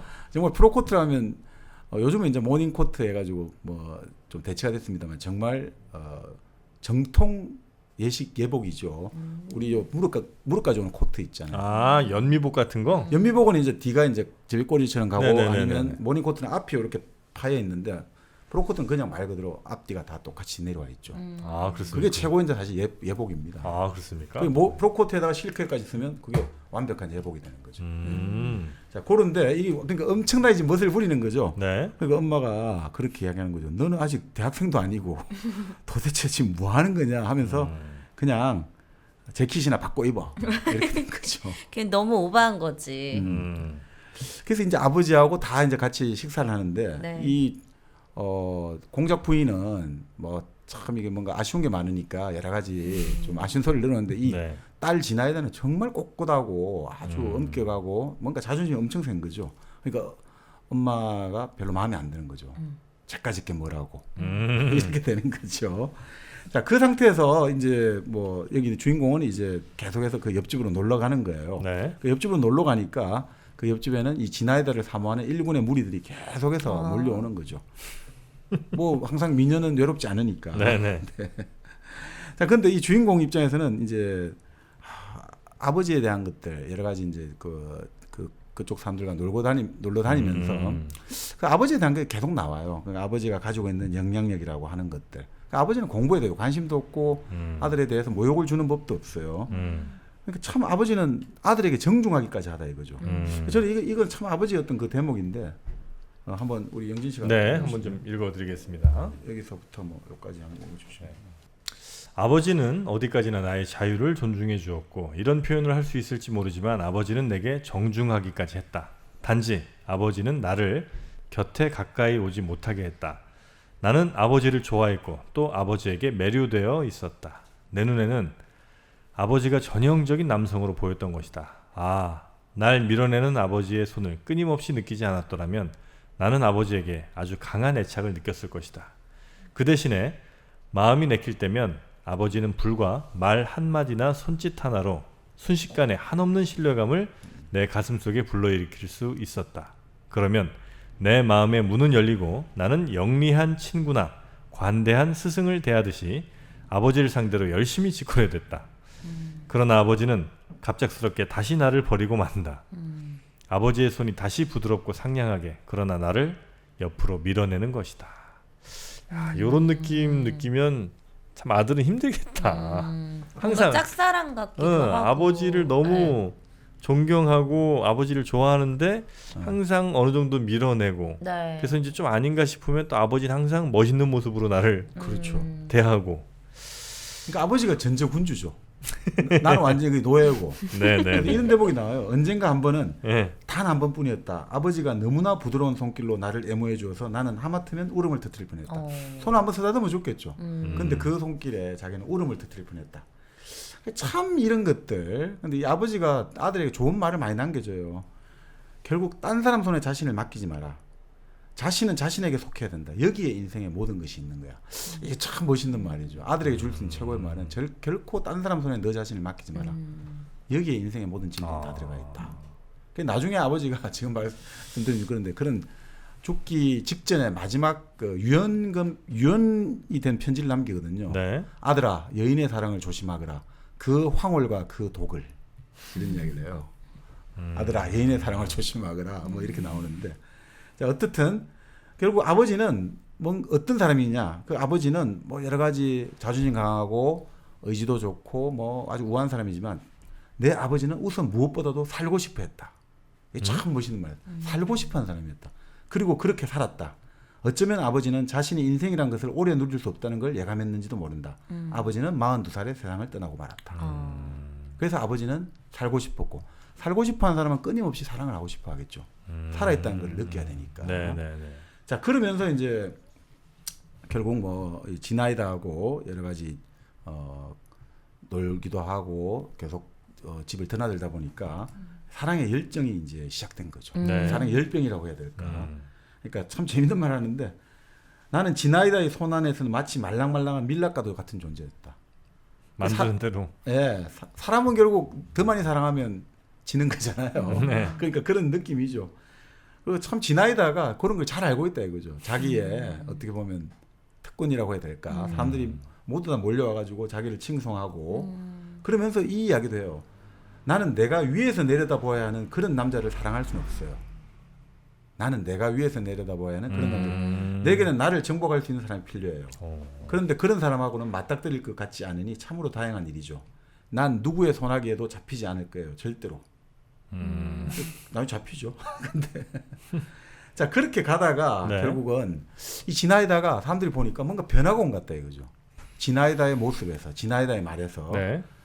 그래서 사람들이 생각해 이 사람 지금 누구를 사랑하고 있다. 지나이다가 누군가를 사랑하고 있다. 누굴까? 그래서 나의 진짜 괴로움은 그 순간부터 시작되었다. 내가 사랑하는 저 여인이 나를 정말 손 안에 떡 주무르듯이 나를 이리저리 농락하는 저 여인이 누군가를 사랑한다는 것을 도저히 궁금하기도 하고 못 참는 거죠. 그래서 이제 계속해서 고민이 시작되는 거죠. 네. 사실 첫사랑의 고민은 본래 이런 게 더 많죠. 내가 그 사람이 나를 사랑해 주는데 나를 받아주지 않는다 이게 아니라 내가 사랑하는 사람이 다른 사람을 좋아한다는 그 느낌이 자기 자신을 참 힘들게 만드는 거 맞아요. 아닌가 이런 생각이 듭니다. 네. 네. 자, 그 상태에서 이제 결국 뭐 여러 가지 놀이를 하는데 비유도 멋들어지게 하고 이건 사랑에 빠진 사람만이 할 수 있는 비유를 한다. 네. 저 구름은 무엇과 비슷할까요? 나는 저 구름이 클레오파트라가 안토니우스를 만나러 갈 때 타고 간 황금배의 진홍빛 독과 같다고 생각해요. 그리고 이건 뭐 사랑에 빠진 사람 아니고는 해낼 수 없는 비유다 이거죠. 그게 남자애가 한 비유예요? 아니 그 지나이다가 이 놀이에서 낱말 놀이에서 이제 그런 비유 놀이를 하는데 이런 비유를 하는 것 보고 사람들이 저 사람은 정말 누군가를 사랑하고 있구나 네. 이렇게 이제 생각하게 된 거죠. 자 그럴 때 결국 뭐 나는 그 지나이다를 지켜보니까 너무 괴롭잖아요. 그래서 괴로울 때마다 나는 성벽이라고 할까 일종의 뭐 약간 허물어진 벽 위에 올라가서 혼자 텅 빈 하늘을 바라보는데 지나이다가 지나가다가 너 나 좋아하면 그 꼭대기에서 뛰어내릴 수 있어 라는 말이 떨어지자마자 바로 본인도 모르게 그냥 뛰어내린 거죠. 4m가 넘는 와. 높이에서. 그래서 쓰러져서 정신을 잃으니까 지나이다가 갑자기 정신이 잃으니까 큰일 날 거잖아요. 그래서 계속해서 너 왜 이렇게 이런 짓 하냐. 어쩌자고 내 말을 고지 듣냐. 나도 너를 사랑하고 있는데 좀 일어나 이러니까 그래도 안 일어나니까 갑자기 지나이다가 이제 그녀는 부드럽고 싱그러운 입술로 내 얼굴 전체에 키스를 퍼붓기 시작했다. 이때 지나이다는 내가 눈을 뜨지 않고 있는데도 표정을 보고 내가 의식을 했다는 것을 알아차린 듯했다. 그럼 지나이다가 좋아했던 사람이 나였던 거예요? 글쎄요, 그럴까요? 그러니까 어떻든 지금 뭐 말은 그렇게 하고 하지만 얘가 이제 의식을 해보는 거 보고 에이 장난꾸러기 하면서 가버려요. 근데 그 이후로는 이제 이 키스의 감촉이 생각나는 거죠. 그 왜 우리 한종훈에도 날카로운 첫 키스의 감촉이 나오잖아요. 이거 뭐 큰일 났어. 그렇죠. 네. 그러니까 이게 그 큰일이 났는데 갑자기 지나이다가 말을 한 마리 구해달라고 자기 그 구원을 하는 무리들에게 부탁을 해요. 그래서 말을 구하니까 도대체 누구하고 말을 타고 가려고 하냐. 그러니까 갑자기 뭐 그런 것까지 왜 알아야 되냐. 자꾸 그러면 얘 아버지한테 부탁하겠어요 된 거야. 이 주인공 나의 아버지 표트르 바실리에비치에게 부탁하겠어요. 이렇게 말이 나온 거죠. 그러니까 이 뭔가가 약간 왜 말을 같이 타고 다닌다는 건 요즘 치면 우리가 진짜 자동차 데이트하는 느낌이잖아요.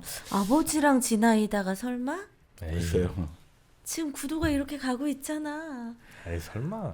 근데 뭐 자기도 어느 순간에 그런 말 탄 사람을 보는데 지나이다가 아버지가 같이 말머리를 나란히 하고 서로 이야기를 하고 있는 거 보고 좀 신기하다 생각했지만 곧 이제 또 다른 무리들이 합류하는 거 보고 뭐 그냥 같이 타러 갔나 보다라고 생각을 해요. 자, 그동안에 근데 이제 지나이다도 여러 가지 마음의 열병을 알았는지 이 자기를 안 만나주고 아, 자기도 이게 너무 답답해서 이 도대체 왜 이러지 하는데 어느 날 보니까 지나이다가 갑자기 너무너무 괴롭다고 하더니 풀밭에 달려나와가지고 막 풀밭에 쓰러져서 막 여러 가지 이야기를 하는 거죠. 내가 지금 너무 힘이 들고 너무 아프다. 내 손을 좀 잡아다오. 그러니까 왜 이러지? 이렇게 밝은 장미처럼 빛나는 사람이 왜 이렇게 병든 장미가 돼버렸나? 이런 이야기를 하니까 자기가 좀 이상하잖아요. 그래서 왜 무슨 일이 있나요? 이러니까 혹시 내가 당신을 사랑하는 것이 부담스러워서 그렇나요? 주인공이 계속 물어보는 거죠. 그러니까 아니에요. 나를 사랑해 주세요 하면서 그렇지만 전처럼 아니고 우리 친구가 되어주세요. 그런 말 많이 들어보셨나 봐요. 너무해. 친구로 지내자고. 친구. 아유. 그렇죠. 그런데 결국 이제 집에서 엄마 아버지가 자꾸 다툼이 잦아지는 거예요. 진짜 그것 그런 봐, 그것 봐. 네. 엄마 아빠 다툼이 잦아지고 네. 그리고 자기가 이제 그 지나이다 집에 가서 여러 사람들 있잖아요. 근데 자기 보고 어떤 사람이 너는 이 지나이다 공주의 시종 아니냐, 시동 아니냐. 그러면 너는 낮이나 밤이나 붙어 있어야 될 거 아니냐. 그럼 너가 지금 임무를 좀 잘 못하는 것 같아? 지나이다가 말이야. 낮에는 밝고 사람 눈이 많으니까 어떻게 잘 피할지 모르지만 밤에는 조심하게 특히 정원의 분수가를 조심해서 살펴보게. 이 나가 딱 그 이야기 듣고 네. 책상 내 방으로 돌아와가지고 서랍에서 얼마 전에 산 나이프를 꺼내가지고 딱 칼날을 한번 잘 드나 시험해 본 거예요. 그래서 그날 밤에 이제 정원에 나가가지고 혹시 지나이다하고 만난 사람이 있으면 이 칼로 이때 과격하잖아요. 그런 것 같아요. 그러니까 이 칼을 한번 가지고 나가기로 된 거죠. 그래서 이제 칼을 가지고 나가는데 도대체 아무도 사람이 안 나타나는 거죠. 아무도 사람이 안 나타나는데 어디서 발자국 소리가 들려와요. 네. 빠르고 가볍지만 조심성 있는 발자국 소리. 점점 내가 있는 쪽으로 가까워졌어. 바로 그자다. 마침내 그자가 나타났다. 나는 나이프를 꺼내들고 급하게 펼쳤다. 붉은 불꽃 같은 것이 내 눈 속에서 빙빙 돌았다. 이 질투심으로 지금 완전히 흔히 말하는 정신이 머리 꼭지까지 도는 거죠. 공포와 정오로 머리칼이 쭈뼛쭈뼛 곤두섰다. 발자국이 날 향해 똑바로 다가오고 있었다. 나는 몸을 굽히고 그쪽을 향해 나아갔다. 한 사람이 나타났다. 맙소사. 그건 내 아버지였다. 오, 정민요 예리해. 그러니까 여기 아버지가 직접 마주친 거 아니에요. 길가로 이렇게 나섰는데 아버지 딱 보이니까 자기가 움찔한 게 된 거죠. 나이프를 떨어뜨리게 되고 그 다음 날부터 이제 두통을 느끼기 시작하는 거죠. 두통을 느끼기 시작하는 거. 어떻게 해야 되나?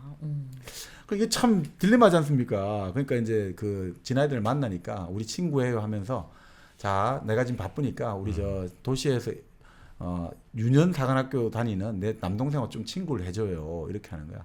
그 이제 내가 바쁘니까 우리 남동생하고 놀아. 이런 느낌을 가진 거죠. 나는 너하고 놀 레벨이 아니야. 어떻게 보면 나는 너의 엄마가 될 수 있어. 이런 거잖아요. 자, 그 상태에서 이제 꼬마를 데리고 나갔는데 어제 전날 떨어뜨린 나이프를 발견했어요. 그 나이프를 발견하니까 그 꼬마가 이 나이프를 가지고 일종의 풀피를 만들어주는 거예요. 이게 참 좀 시사적이지 않습니까? 이 누군가의 사랑을 지키기 위해서 또 그 사랑의 어떤 그거를 내가 복수를 하기 위해서 이 나이프를 꺼냈는데 그 나이프가 지금 나의 그 상처를 달래주는 악기를 만들어주는 도구가 됐다는 거. 네. 자, 그러면서 참 보면서 그날 저녁에 지나이다를 만났단 말이죠. 그래서 만나자마자 지나이다가 물어봐요. 왜 너 그렇게 슬픔에 잠겨있니? 그러자마자 깜짝 놀랄 정도로 눈물이 쏟아져 나왔다. 이 첫사랑의 소년이 그 사랑이 좌절된 것 같으니까 얼마나 슬프겠습니까? 근데 지나이다도 같이 그 슬픔에 공감이 가나 보죠. 눈물로 범벅된 내 뺨에 키스를 하려고 했다. 그러면서 주인공은 계속 그렇게 하는 거죠. 지나이다, 왜 당신은 나를 가지고 놀았나요? 무엇 때문에 당신에게 내 사랑이 필요했나요? 이게 참 그런 것 같아요. 아무리 어리더라도 우리가 어떤 자 요렇게 해야지 착한 아이지 이러면 되게 싫어하잖아요. 아이들은. 사람은 결국 내가 대상화된다는 거. 내 삶의 결정을 누군가가 이렇게 유도한다는 거 이걸 못 참아내거든요. 왜냐하면 내가 너보다 아래다라는 느낌을 주잖아요. 항상 사람은 어느 장소에든 평등하고 싶거든요. 근데 지금 이 대상화됐다는 것만큼 왜냐하면 나는 대등하게 당신하고 사랑하고 싶었는데 당신은 지금 나를 갖고 놀았냐. 그러니까 지나이다가 내가 잘못했어요 라고 말을 하는 거죠. 그러면서 내 몸 안에는 나쁘고 어둡고 악한 것이 꽉 차 있어요. 그러나 지금 난 당신을 가지고 놀지 않아요. 나는 당신을 사랑해요.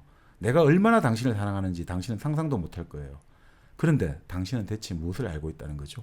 아버지하고 뭔가 알고 있는 건 아닌가 이런 생각이 들었죠.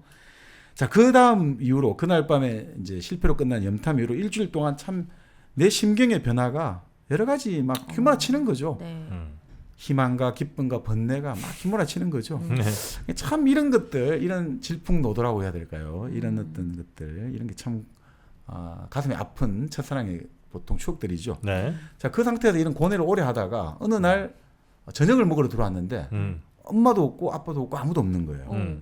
그래서 혼자서 식사를 해야 된다는 게 너무 놀라웠던 거죠. 근데 알고 보니까 아버지는 어디론가 출타를 했고 어머니는 편찮으셔서 침실에서 이제 나오질 않는 거예요. 그래서 하인한테 물어봤죠. 꼬치꼬치. 그러니까 하인들이 이제 이야기를 해주는 거죠. 아버지 어머니가 사움을 했다 이거죠. 근데 본래 예전에 이제 그 러시아 19세기 귀족들은 프랑스 말을 썼거든요. 우아한 말을 써야 된다고. 아 진짜요? 프랑스 말이 사교계에서는 프랑스 말 쓰고 이랬거든요. 네. 프랑스 말로 싸움을 했다는 거죠. 하인들도 못 듣게. 근데 하인들 중에 프랑스 파리에서 5년 정도 살던 사람이 있어가지고 그 말을 다 들었다는 거죠.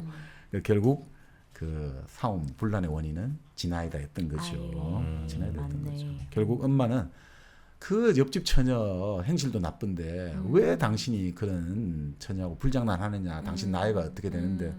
그러니까 아버지가 처음엔 변명했으나 나중에는 버럭 화를 냈고 참 이게 전형적인 과정이에요. 처음에는 절대 아니라고 이거 오해라고 하다가 나중에는 그래서 어쩌란 말이야. 버럭 화를 내고 마침내는 엄마의 약점. 너 나이가 얼마냐. 너 나보다 나이가 이렇게 많은데 그럼 이렇게 된 거예요.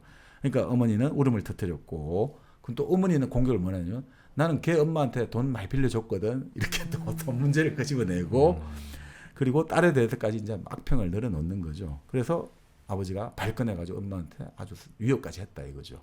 그래서 어머니는 충격으로 지금 몸져 누워 있다. 그런데 이제 하인이 그런 이야기를 이 모든 불행이 일어난 거는 누군가가 편지를 보냈어요.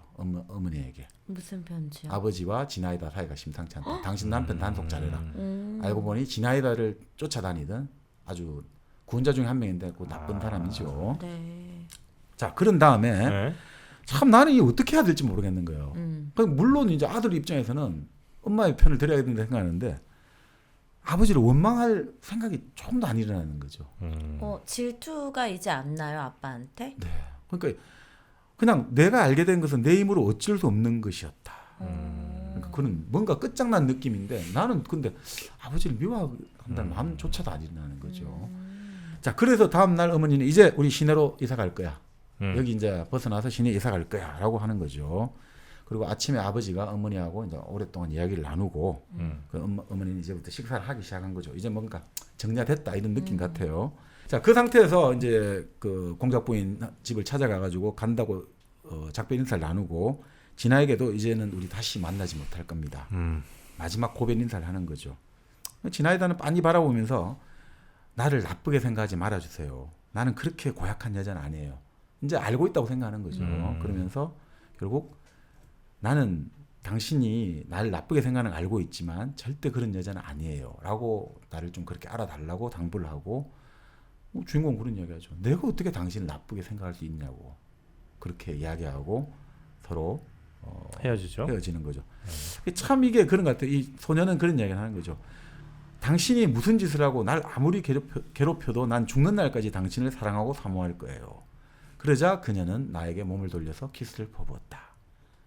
그리고 나는 그 키스가 다시는 반복되지 못하는 것을 알고 있었다. 안녕, 안녕히. 나는 몇 번이고 되풀이했다. 참 이런 이야기를 하는데 지금 지나고 생각하니까 내 생애에서 한 번도 그런 감정을 경험하지 못했다면 나는 자신을 불행하게 여겼을 것이다. 사랑은 하는 게 안 하는 것보다는 100배로 더 낫다는 거죠. 자, 결국 우리는 시내로 이사 갔고 참 지나간 일을 쉽게 잊을 수는 없었지만 뭐 어떡하겠습니까? 결국 결국 이사를 가면서 결국 아웃 오브 사이트, 아웃 오브 마인드 아니겠습니까? 자, 아버지는 그러면 이제 시내로 이사 와서 어떻게 하느냐? 매일 말을 타고 외출을 하는 거죠. 외출을 하는데 자, 어느 날 주인공도 같이 이제 말을 이제 타고 외출하러 나갔어요.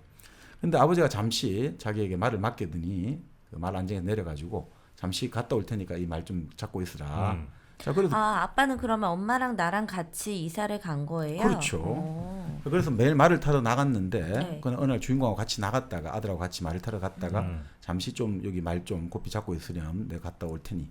근데 주인공이 뭐 말 타고 심심하잖아요. 그래서 뭐 이렇게 저렇게 왔다 갔다 하다가 어느 골목으로 갔는데 어느 집에 저 멀리 있는 어떤 집에 창문이 열려 있는 거예요. 근데 그 창문에 아버지가 등을 돌린 채로 자기가 볼 때는 등을 돌린 채로 있고 그 맞은편에 한 여인이 있는 거예요. 지나이다가 있는 거예요. 아이고 어떻게? 네. 그러니까 지금 이 순간 만약 아버지가 돌아본다면, 아버지가 만약 돌아보고 자기가 그 광경을 지켜보는 걸 본다면 나는 파멸이다 이런 느낌이 드는데 그럼에도 불구하고 뭔가 마법에도 걸린 듯이 계속 그쪽을 가게 되는 거예요.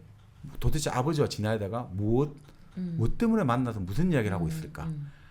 그런데 이제 도저히 말은 들릴 수는 없고 한두 마디 짤막짤막하게 이제 단속적으로 들리는데 결국 지나이다가 이렇게 말한 소리가 들려요. 당신은 떠나야만 해요. 이런 이야기가 들리는 거예요. 근데 갑자기 믿을 수 없는 일이 난 거죠. 아버지가 갑자기 채찍, 그 말 들고 있는 채찍을 갑자기 들더니 지나이다의 팔 위로 그 채찍을 때리는 거죠. 그 지나이다에 당신은 가야만 해요. 이 말을 듣고 갑자기 아버지가 결국 떠나다가 채찍을 가지고 지나이다의 그 고운 팔에 채찍을 때리는 거죠. 네? 그래서 지나이다는 부르르 몸을 떨며 말없이 내 아버지를 쳐다보았다. 그리고 자기 손을 천천히 입술로 가져가서 벌겋게 달아오른 손에 난 채찍 자국에 입을 맞추었다. 아버지는 채찍을 내던지고 빠른 걸음으로 현관청계를 뛰어올라가 집을 나왔다. 이렇게 나오죠. 둘도 이제 헤어진 건가? 결국 뭐 이렇게 뭐 볼 수 있지 않겠습니까? 아버지가 어떻게 보면 지나이다 보고 계속 설득을 할 수도 있잖아요. 계속 그러니까 매일 말을 타고 나갔다는 것 자체가 지나이다를 만나러 갔는 것일 수도 있고 그때 지금 지나이다랑 같이 우리 어디를 떠나자라고 할 수 있는데 지금 들려왔던 말은 당신은 떠나야만 당신은 거절한 거잖아요. 그렇죠. 그러니까 이 아버지는 너가 나를 사랑한다면 나의 선택에 동참해야 되지 않느냐. 참 이거 대목 보면 그 풍금이 있던 자리하고 비슷한 느낌이에요. 그 신경숙 소설에 보면 그 풍금이 있던 자리도 결국 어릴 때 갑자기 엄마가 사라져요. 네. 그러더니 어떤 고운 여인이 들어와요. 그래서 그 고운 여인이 밥을 차려주고 빨래를 해주고 그리고 아버지는 그 동안이 한 일주일, 이주일 동안 너무너무 이 지상에서 행복을 누리는 얼굴이 된단 말이에요. 네. 근데 결국 그 여인은 떠나게 되고 엄마는 다시 들어오게 되는 거죠. 근데 그 여인은 떠나면서 그 여주인공에게 너는 앞으로 절대 나와 같은 사랑을 하지 말거라라고 하거든요. 근데 그 여주인공은 자라서 또 그렇게 유부남을 사랑하게 된 거예요. 그래서 그 유부남은 나의 사랑은 진실이다 해가지고 지금 나는 처자식이 있지만 다 모든 걸 다 버리고 이 모든 가족과 모든 걸 다 버리고 너 같이 나랑 미국으로 가자 된 거예요. 그래서 비행기표까지 다 하고 예약을 하는데 그 여주인공이 마지막에 고향집 돌아와가지고 그 옛날 일을 떠올리면서 결국은 가지를 못하게 되는 거죠. 그러니까 이런 느낌 같아요. 그러니까 참 보통 이런 경우에 유부남들이 사랑을 증명하기 위해서 나 모든 거 버리자 이래 되는데 오히려 항상 그 도식은 결국 처녀 예를 들어 처녀 총각이 결국은 도로 말리게 되는 걸로 뭐 그게 소설의 진리겠죠. 소설의 진실일 수가 있죠. 네. 어떻게 생각하십니까? 아 그래요? 네. 아니 그럼 이게 누구의 첫사랑이 도대체? 이 남자의 첫사랑이기도 하지만 네. 모두의 첫사랑? 네. 어찌 보면 결혼 이후의 첫사랑인 것 같기도 하고. 그럴 수도 있네요. 돈 때문에 결혼한 거는 여기서 나오잖아요. 네. 그러니까 모든 걸 다 버린 수 있는 정도의 사랑에 빠진 아빠. 그리고 어찌 보면 그 여자도 뭐 구원자들이 정말 그렇게 많았지만 그렇죠. 유부남이라는 그 그렇지. 안 좋은 핸디캡이 있는 사람에게 또 빠진 첫사랑. 그렇죠. 그렇지. 여러 사람의 첫사랑이네. 그렇죠. 네. 다 이루어지지는 않고. 그렇죠. 그러니까 이 나는 어떻든 그 광경에 너무 충격을 받았는데 무엇보다 놀란 거는 자기의 그 사랑 지나이다가 매를 맞다니. 그러니까 너무나 그걸 받아들일 수 없는 거죠. 그 고결하고 네네. 고결한 아버지와 그 우아한 지나이다가 어떻게 저렇게 지금 매를 가지고 결국 그 어떻게 보면 종착 그죠 마지막 기결점이 저렇게 끝나나 그리고 충격이었겠죠. 근데 아버지가 이제 달려와가지고 이제 말을 달려고 하는데 말을 좀 안 들을 거잖아요. 채찍을 들었는데 채찍이 어딨니? 그러니까 아버지 아까 채찍을 때리고 거기 두고 왔거든요. 그러니까 아버지한테 물어보는 거예요. 아버지가 채찍 가지고 가셨잖아요. 어디 두셨어요? 그 아버지가 나를 힐끗 바라보더니 떨어뜨린 게 아니고 버렸어라고 이제 말을 해요. 뭐 결국 이건 뭐 지나이다의 관계로 만든 것 같은데 결국 뭐 그날 밤 나는 이제 이런 글을 쓴 거죠. 이게 사랑인가 보다. 이게 사랑인가 보다. 아무리 모욕을 당해도 사랑한 사람 앞에서는 사랑에 빠지면 모든 걸 다 참을 수 있나 보다. 지나이다의 그 모습들. 그렇게 모욕을 당했는데도 불구하고 오히려 그 벌겋게 다뤄온 상처에 자기 입술을 가져가서 키스를 하잖아요. 난 당신이 내려주는 모든 것들을 다 받아들일 거예요. 이런 표시잖아요. 요즘 치면 이건 좀 문제가 있습니다만. 네. 알고 보니까 둘이 SM 뭐 이런 거 미안합니다. 채찍 좋아하고. 아니 어떻게 보면은 지나이다 입장에서는 미안함의 네. 표시일 수도 있겠죠. 네. 왜냐면 이 유부남이 모든 걸 버리고 나에게 왔는데 어쨌든 내가 키를 쥐고 내가 거절하고 당신이 이제 떠나라라고 얘기를 했으니까 그거에 대한 미안함에 대한 표시일 수도 있겠죠. 그렇죠. 자, 나는 이 한 달 동안에 그러니까 너무나 많이 늙어버렸어요. 이 너무나 많은 마음고생. 사실과 진실을 알게 되니까 그렇죠. 근데 결국 이 늙음을 통해서 젊음은 작별할 수 있는 거거든요. 첫사랑은 결국 우리가 늙어야 작별할 수 있는 거겠죠. 자, 결국은 방황과 시련을 거친 2달 후에 나는 대학에 입학했다. 이제 한 소년기의 한 피리어드를 찍은 거죠. 그리고 반년이 지나서 아버지는 페테르부르크에서 뇌졸중으로 돌아가셨다. 정말 불꽃처럼 아버지도 살다 가셨습니다. 네. 근데 이 뇌졸중으로 돌아가신 일이 뭔가 관계가 있는 것 같아요. 아버지가 어머니와 나를 데리고 이제 페테르부르크로 이사 오자마자 이 사건이 벌어진 거거든요. 지금 모스크바 시내에 있다가 이제 페테르부르크로 왔는데 아버지가 죽기 며칠 전에 편지를 하나 받았다 이거죠. 모스크바에서 온 편지. 근데 너무너무 흥분했다는 거죠. 지나이다가 뭔가 보낸 편지를 보고 그렇겠죠. 뇌졸중이 일어난 건가? 모스크바에서 온 편지인데 흥분했다. 이 아버지 어떤 내용입니까? 그렇게 침착한 사람이 이거 약간 감 없는데 나. 지나이다가 난 결혼을 합니다. 아니야. 지나이다가 아빠한테 편지를 보냈는데 당신을 내가 따라가지 못한 거는 당신 아들 때문이라고 얘기를 한 것 같아. 아니야. 맞아. 내가. 아니 정면재님이 진실이 아니라 일반 그 문학 평론가들이 가장 선호하는 해석을 하셨습니다. 뭐예요? 그러니까 지나이다가 네. 결혼했다는 내용의 편지였을 거다. 그게 정확하게 나오진 않은군요. 예, 여기는 정확하게 안 나오죠. 근데 이제 대충 아버지가 흥분하고 네. 어머니한테 달려가고 뭔가 부탁을 하고 눈물을 흘리면서까지 부탁을 하더라. 그 자존심이 강한 아버지가. 그 말은 결국은 뭔가 결혼에 따른 이제 결혼을 하게 됐는데 근데 치찬금이라는 게 있잖아요. 근데 이게 여러 가지 모르겠습니다만 그러니까 결국은 그런 거 아닐까라고 이제 문학 평론가들은 그래서 지금 지창금을 내가 내주고 싶다고? 뭐 그런 거 아닐까 싶습니다. 결혼한다는 아니 그게 지창금 내용은 없어도 결혼한다는 내용을 보고 아버지는 흥분했고 결국 그것에 대해서 내가 해줄 수 있는 것은 결국 그 경제적인 거라도 도와주자 이런 거 아니었겠나 이거죠. 그래서 아버지가 그 자존심 강한 남자가 어머니에게 눈물을 흘리면서까지 부탁을 했다는 거죠. 이 아버지도 불쌍하네. 그리고 그 흥분 상태, 그러니까 그런 것들이 흥분이 됐기 때문에 며칠 후에 뇌졸중을 일으켜서 돌아가신 거 아니냐 이거죠. 그러면서 바로 뇌졸중을 일으킨 바로 그날 아침 아버지는 프랑스어로 이렇게 시작되는 편지를 내게 남겼다. 이거는 번역이 뭐 여러 한 번 있습니다. 네네. 여기서는 민음사 본인데 내 아들아 여자의 사랑을 두려워해라. 그 행복, 그 독을 두려워해라. 이렇게 나오고요. 또 유정호 선생님은 이렇게 번역했죠. 내 아들아 여자의 사랑을 두려워하려무나 그 황홀 그 독을 두려워하려무나. 저는 황홀이 더 좋은 것 같아요. 자, 그리고 나서 아버지가 돌아가신 다음에 어머니는 꽤 많은 돈을 모스크바로 보냈다. 그러니까 결국 아빠의 지나이다에게 부탁을 들어준 들어준 거군요. 자, 그로부터 아버지가 돌아가신 후로 4년 후 시간이 흘렀어요. 네. 대학을 졸업하고 또 이제 일종의 뭐 백수가 돼버린 거죠. 나는 그래서 빈둥빈둥 놀고 있는데 극장에서 그 예전에 지나이다를 따라다녔던 그 일군의 구원자 무리 중에 한 명을 만난 거예요. 그러더니 그 사람이 자기를 보고 반가워가지고 야 자네 여기 있었군. 이곳에 돌스카야 부인이 여기 있다네. 돌스카야 부인? 지나이다구나. 그렇죠. 자네 잊었나? 우리 모두 홀딱 반했던 그 자스킨 공작의 딸 말일세. 이러는 거예요. 그 여자가 돌스키와 결혼했나요? 보통 뭐 러시아에서 키 하면 남자고 그래서 그게 카야 붙으면 이제 여성형이 되잖아요. 예를 들어 우리 안나 카레니나 할 때 카레닌이 남편이고 이제 카레니나가 여자 되듯이 이런 규칙이 있잖아요. 그렇구나. 그러니까 돌스키와 결혼했으니까 돌스카야겠지. 뭐 이런 거겠죠. 네. 자, 그 여자가 이 극장에 지금 있단 말입니까? 아니, 지금 베텔부르크에 있는데 며칠 전에 이곳에 왔어. 외국으로 떠날 준비를 하고 있다군. 남편이 뭐 하는 사람이죠? 아주 멋있어. 재산도 있고. 사실 자네도 알고 있겠지. 다 아는 거예요. 그 소문이 다 나버린 거죠.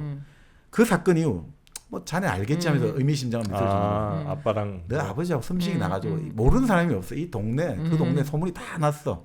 그래서 그 사람은 정말 정말 결혼하기도 좀 힘들었지. 그 소문이 추문의 주인공이 돼. 그렇지. 스캔들이 났으니까. 하지만 그 여자는 참 영리했기 때문에 모든 게 다 장애됐지. 자네 한번 찾아가 보게. 아주 예뻐졌어. 자네 더 보고 반가워할 예뻐졌다고? 거야. 더 예뻐졌다고? 큰일 나. 그래 주소까지 주는 거예요. 네. 그래서 왜 그래? 다음 날 한번 찾아가 볼까. 어째 백수고. 근데 아유 뭐 모르겠다 이거죠. 그러다가 네. 한 주일 두 주일 지나가지고 한 주일 또 지났어요. 3주일 지난 다음에 호텔에 가서 돌스카의 분을 찾았어요. 나는 그녀가 나흘 전에 해산하다가 갑자기 죽은 걸 알게 되었다. 응? 이렇게 탁 끝나버려요. 죽었어요? 내가 3주일이나 시간을 핑핑 놀다가 그 호텔에 가서 그분을 찾으니까 나흘 전에 해산하다가 돌아가셨어요. 그러니까 아이를 낳고 몸조리하다 죽었다고요? 해산하다가 죽었다는 거죠. 낳는 와중에. 낳는 와중에 네. 죽었다고요? 그러면 그 임신 막바지였겠네. 그렇죠. 배가 이제 뭐 출산 앞두고 있으니까. 왜 죽은 걸로 끝났지? 근데 이때 이제 감정이 나오는 거죠. 마치 뭔가가 내 가슴을 찌르는 듯했다. 볼 수 있었는데도 만나지 못했다는 그 생각. 이 비통한 생각이 내 모든 마음에 온갖 비난을 퍼부어대며 내 마음속을 파고들었다. 그 다음에 이제 그녀가 죽었다면서 쭉 나오는데 이게 그 옛사랑 노래와 똑같아요. 정치 없이 거리를 걷기 시작하고 지나가 모든 것이 떠오른다 이거죠. 예. 누구죠? 그 이문세 이문세 옛사랑.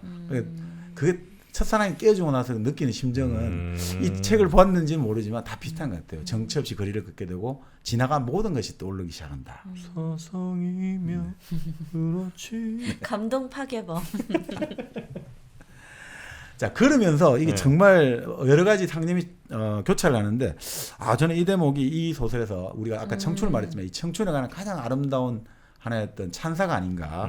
우리 정민주님이 읽어주시면 가장 멋있는 것 같습니다. 우리 여기서부터 여기까지 읽어주시고 뭐 여기까지 읽어주시도 되고 읽어보시다. 청춘이여, 그대는 아무것도 걸릴 것이 없다. 그대는 마치 우주의 온갖 보물을 차지하고 있는 듯하다. 심지어 우수도 그대에게는 위로가 되고 슬픔조차도 그대에게는 잘 어울린다. 그대는 자신감이 넘쳐 흐르며 대담무쌍하다. 그대는 보아라 사람들아, 나는 혼자서 살아간다 라고 말하지만 그대의 좋은 시절도 흘러가고 흔적도 없이 무수히 사라져버린다. 그러면 그대의 모든 것은 태양 아래 밀랍처럼 눈처럼 녹아 없어져 버린다. 어쩌면 그대가 지닌 매력의 모든 비밀은 무엇이든 할 수 있다는 가능성에 있는 것이 아니라 무엇이든 할 수 있다고 생각하는 가능성에 있는 것인지도 모른다. 그대의 힘을 다른 무엇을 위해 사용해보지도 못하고 바람에 흩날려 보내는 바로 그런 점에 있는지도 모른다.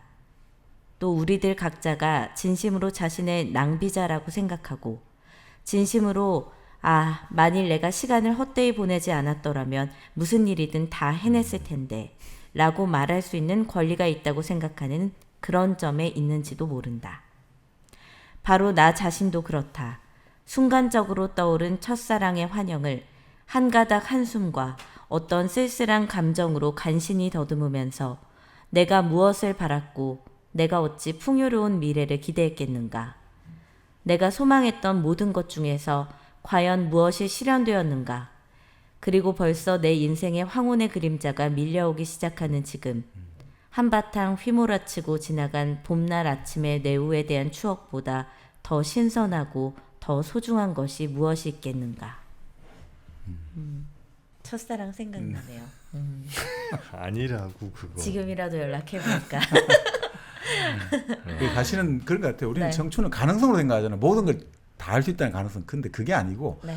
모든 것들 다 할 수 있다고 생각하는 것. 그게 바로 청춘인 거겠죠. 그러니까 사실 우리가 첫사랑에 대한 것도 그런 어떤 자기 중심성, 이 우주의 중심, 우주가 나를 향해 돌아간다고 생각하다가 결국 그것이 깨어질 때 이 세상의 어떤 가혹하고 씁쓸한 어떤 맛을 본다는 것. 이게 첫사랑 아닌가 그런 생각도 좀 들고요. 그러니까 어떻게 보면 첫사랑이 그래서 좀 종교적인 느낌이 드는 거죠.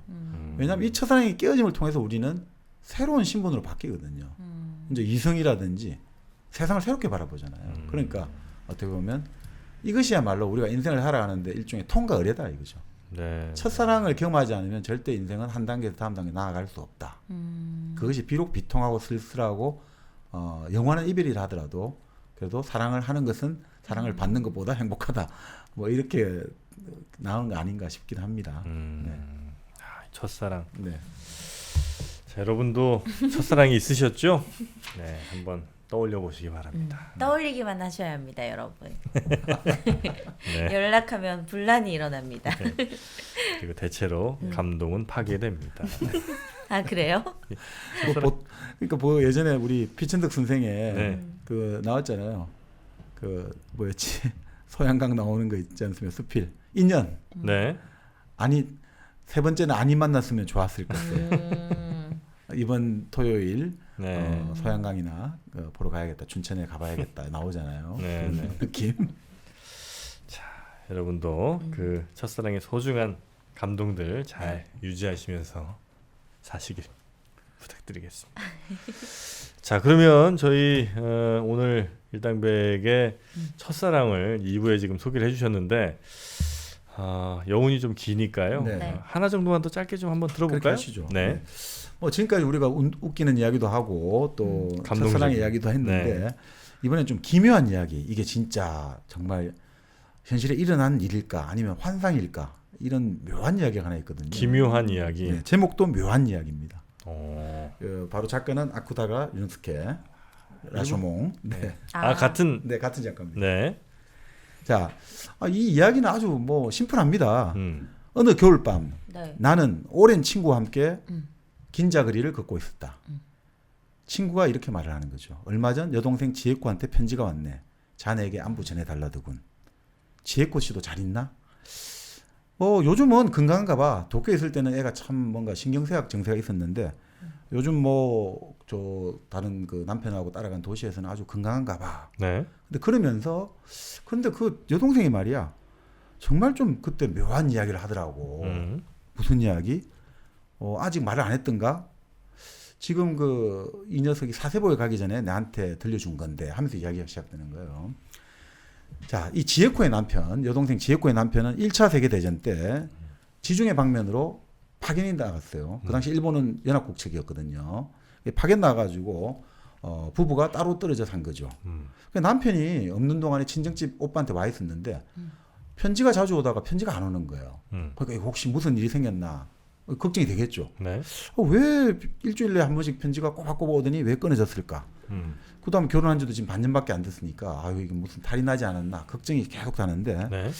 어느 날 여동생이 외출을 좀 하겠다는 거예요. 비바람이 쏟아지는데 그 당시 여기도 전철이 있어가지고 친구 집에 좀 갔다 올게 된 거예요. 네. 그래서 친구 집 갔다 온다고 나간 애가 잠시 후에 비를 쫄딱 맞고 들어오는 거죠.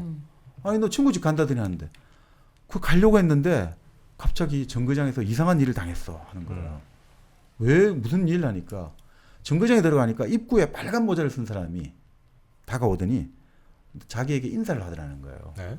바깥분은 잘 계시지요. 남편. 네. 네, 빨간 모자를 쓴 사람이. 네.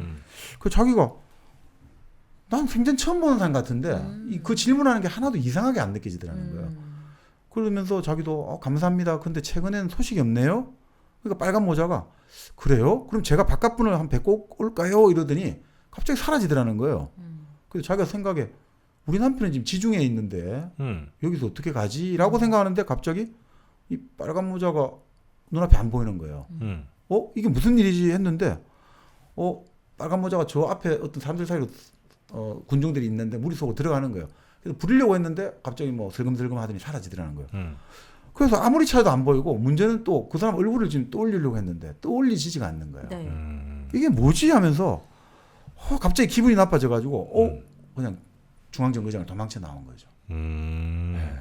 자, 그런 다음에 네. 이 사람이 계속 울적하고 이제 뭐 기분도 안 좋고 해가지고 이게 뭘까 고민을 하다가 또 한 번은 어디를 가려고 했는데 그 무슨 간판 있지 않습니까? 이 간판에 빨간 모자 그림이 딱 있는 거예요.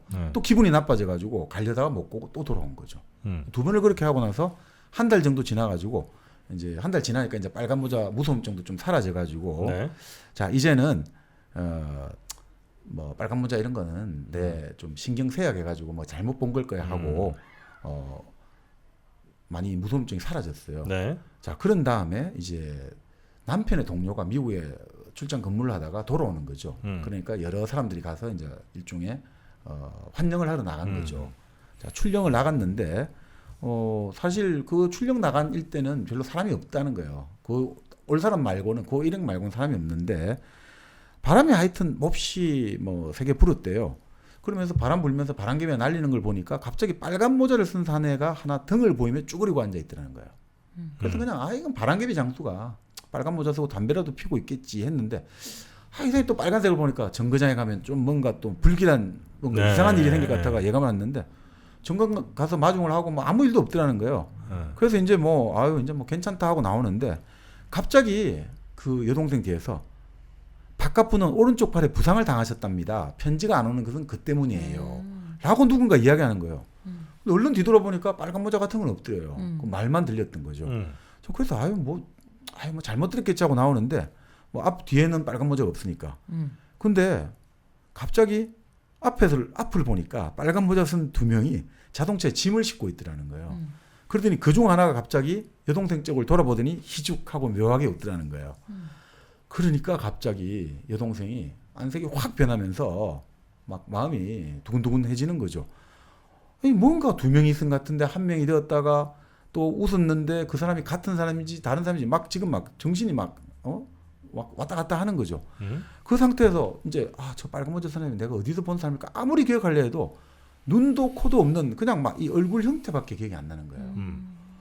야, 이 신기하다 이런 생각하면서 사람들이 그 이야기를 듣고는 너가 남편을 워낙 그리워하다 보니까 그래서 그런 거겠지. 네. 자 그래서 뭔가 환영을 본 걸 거야라고 하고 이제 남편이 지중해에서 돌아왔어요. 그래서 이제 남편하고 이제 다시 남편의 어디로 이제 출장이 아니라 임명을 받았냐면 사세보라고 일본 나가사키 있지 않습니까? 네. 그 나가사키 북서쪽에 아주 중요한 일본의 군항이 있거든요. 일본 해군의 거의 본거지고 지금 미국 칠함대 네. 칠함대 본거지죠 거기가. 그러니까 진짜 이게 중요한 항구인데 그쪽으로 이제 그 명받아 갔는데 네. 그 사세보에 간 지 한 달 만에 편지가 왔대요. 여동생이 자기한테 오빠 또 빨간 모자를 봤어. 그게 무슨 말이냐면 자 이상하게 정거장을 떠날 때 또 누군가가 짐을 실어줬는데 또 빨간 모자가 짐을 실어준 거예요. 그래서 뭐 그냥 그 빨간 모자인가 보다 했는데 남편이 그 갑자기 창에 나타난 빨간 모자 얼굴을 보는 순간 갑자기 얼굴이 하얘지면서 이런 이야기를 그 부인하게 하더라는 거죠. 자기가 지중해 그 파견 나가 있다가 부상을 입어가지고 마르세유에 도착해가지고 상륙을 했거죠. 동료들하고 카페를 갔는데 갑자기 빨간 모자를 쓴 일본인이 탁자로 오더니 아주 친한 듯이 근황을 물어보더라는 거죠. 그 사실 마르세유에 무슨 그 당시 1차 세계대전 할 때 일본인이 그렇게 있었겠습니까? 근데 그때 그게 하나도 이상 안 하더라는 거예요. 그래가지고 자기가 네, 제가 뭐 그냥 지금 오른팔 좀 다쳤는데 뭐 이제 별것 아니고 곧 돌아갈 거예요. 그런 이야기를 막 스스럼없이 했다는 거예요. 그런데 그리고 어느 순간에 사라졌는데 가만히 생각해보니까 이상하잖아요. 지금 내가 뭐 헛글을 봤나? 근데 분명히 하여튼 그 이야기는 한 것 같은데 동료들은 아무도 그런 사람 본 적 없다 그러고 너가 술 먹고 지금 제정신 아닌가 보지 막 이렇게 끝났대요. 그래서 하여튼 뭔가 꿈인지 생신지 좀 아리송하게 얘가 끝났는데 이번에 진짜 이 창밖에 짐을 실어주는 그 딱 유리창에 본 얼굴이 바로 마르세유에 본 그 그때 얼굴이라는 그 얼굴. 거예요. 네. 그러니까 눈썹 하나 다르지 않더라 이 표현을 쓰는데. 네. 네. 그래서 남편이 그 이야기를 끝나고 나서 한참 동안 말이 없더니 이렇고 불안한 듯 목소리를 낮추고 말한 거죠. 하지만 이상하지 않아? 아무리 눈썹 하나 다르지 않다고 하면서 아무리 생각해 내려 해도 그 빨간 모자 얼굴이 생각이 나지를 않아. 그런데 창 너머 얼굴을 본 순간 그놈이다 싶은. 자 이럴 때 이제 우리가 둘 이제 친구하고 나하고 이야기를 하고 있었는데 다른 친구들이 와가지고 이제 이야기가 중단되고 그 친구는 다른 친구한테 일행한테 가면서 그래 이제 그만 실례하겠네. 자네 다음에 조선에 가기 전에 다시 한번 자네하고 만나서 이야기를 합세 이런 이야기 한번 끝냈거든요. 네. 근데 나는 찻집 밖으로 나와 무심결에 한숨을 내쉬었다. 이제 그 이유를 오늘 저녁에야 알 수가 있었다라고 나와요. 무슨 얘기예요? 꼭 3년 전 지혜코가 2번이나 중앙정거장에서 만나기로 한 나와의 약속을 깨고 영원히 정숙한 아내가 되고 싶다는 간단한 편지를 보냈던 이유를. 여기 주인공 나하고 비례를 하기로 했던 거죠. 중앙정거장에 다른 친구 만나러 간다고 하고 오빠 집에 친정에 있다가 그런데 그때마다 빨간 모자가 나타난 거죠. 빨간 모자가 나타나가지고 누군데? 그러니까 이게 누굴까 이거죠. 그 누구예요? 일종의 여기 보면 홀령 같은 느낌을 주잖아요. 바람 못 피게. 바람 못 피게. 그러니까 나는 알게 된 거잖아요. 2번이나 왜 나하고 중앙정거장 만나고 미래를 하기로 했는데 그 약속은 다 깨고 그때 딱 만났을 때 다 이거잖아요. 그래서 영원히 정숙한 아내로 남고 싶다고 편지를 나에게 보냈던 이유를 이제야 오늘에서 알게 되었다. 네. 그러니까 이런 식의 그러니까 인간이 살아가다 보면 근데 이거는 뭐 사실 정신 분석학적으로 이야기는 할 수 있어요. 초자가 지혜고의 초자는 사실 현실을 만들어내거든요. 그 사실 우리가 생각하기에는 우리 무의식이라는 게 그냥 우리가 분명히 현상이 존재하는 것 같다잖아요. 근데 현상이 그때 우리 깐트도 배웠지만 이건 실체가 아니라고 했잖아요. 현상이잖아요. 무의식은 강력하거든요. 실제 우리가 눈으로 봤다 들었다는 걸 창조낸단 말이죠. 그러니까 사실은 지혜고의 초자 지금 남편은 전쟁터에 떠나가지고 생사를 알 수 없고 편지가 오지를 않고 있는 이 정말 불안정한 때에 내가 어떤 애인과 미래를 하러 나간다. 이것들이 나에게 어마어마한 어떤 초자가 억압을 가하겠죠. 그런 것들이 어떻게 보면 빨간 모자로 나타나가지고 네네네. 너 그렇게 하면 안 돼. 다 누군가가 지켜보고 있어. 귀신이 아니라 결국 저는 초자가 아닌가. 초자까지는 뭐 그럴 수 있다고 치는데 그 남편이 본 그 빨간 모자는 누굴까? 그러니까 이제 그 지점에서 우리가 이제 그렇게 논리와 이성만 갖고 해석하면 재미가 없잖아요. 네. 그러니까 남편이 반드시 나와줘야지 지혜코는 더 이상 그 유혹을 끊어버리겠죠. 남편도 봐야지 내가 헛것 본 거 아니라 이 우리 부부가 둘 다 경험했다는 게 그게 완성이 돼야지 이제는 이거는 이제 확정된 과거가 돼버리잖아요. 네네네. 과거란 건 계속 유동적인데 남편도 나도 봤어, 너도 봤어. 그러면 우리 둘 사이는 그것을 본 것은 부인할 수 없는 사실이기 때문에 이것은 이제 과거로 확정되고 그 과거는 이제부터 이 부부를 지배하기 시작하는 거죠. 보통 그 약간 무서운 얘기 이제 서로 막 친구들끼리 할 때 그때 많은 이야기 구조 중에 하나, 그러니까 가장 킬링 포인트가 대체로 보면 나는 봤어, 너도? 이렇게 되면 이제 그렇게 되면 제일 무서운 얘기거든요. 네. 그냥 나 혼자는 얼마든지 환영을 볼 수 있는데 너도 봤다고 하면 그게 진짜잖아. 네. 너도 들었어? 이거죠. 그렇죠. 그리고 군대에서도 맨날 그 무서운 얘기 엄청 많거든요. 뭐 대충 보면 다 이렇게 그러니까 둘이서 같이 본 걸 나중에 얘기를 한데 나중에 같이 맞춰보니까 그 사람이었다든지 아니면 뭐 나도 이 꿈 꿨는데 너도 그 꿈 꿨어. 같은 날? 근데 같은 날 누가 죽었어. 뭐 이런 얘기예요 다. 네. 사실 이런 묘한 이야기 같은 경우는 네. 결국 이런 것 같아요. 우리 예전에 롤리타를 썼던 나보코프가 그런 이야기 했다는데 소설은 결국 어른을 위한 동화라는 거예요. 그러니까 동화는 여러 가지 우리 네. 아이에게 교훈도 주고 여러 가지 스트레스를 풀어주고 해방을 시켜주지만 반드시 앞으로 이 험한 세상에 살아나갈 지혜를 던져주는 거잖아요. 근데 아까 말씀드린 대로 지혜나 교훈을 직접적으로 던져주면 사람들은 다 싫어하잖아요. 네. 특히 어른들 입장에서 그게 얼마나 기분 나쁩니까? 마치 나를 아랫사람 대하듯이 바라본다. 어린애 취급한다 생각하니까 그 교훈을 그런 식으로 주면 아무도 그 소설을 읽지도 않고 감동을 못 받겠죠. 네. 그러면 결국은 그 도덕적 교훈의 낌새를 안 주면서 교훈을 줘야 된다는 거죠. 네, 스스로 네. 알아서 조심해야지. 그래 맞아. 이 묘한 이야기에 빨간 모자가 나한테 나타날 수 있어. 그래서 사람들에게는 명시적으로 주면 안 된단 말이에요. 암묵적으로. 그렇지. 그러니까 우리가 흔히 말하는 그런 거 있잖아요. 어느 분이 아주 재밌는 댓글에 글을 쓰셨던데 결국 교훈을 직접 주면 이거는 야 이거 몸에 좋은 거야 막 먹어 이러면 더 거부하게 된다 이거죠.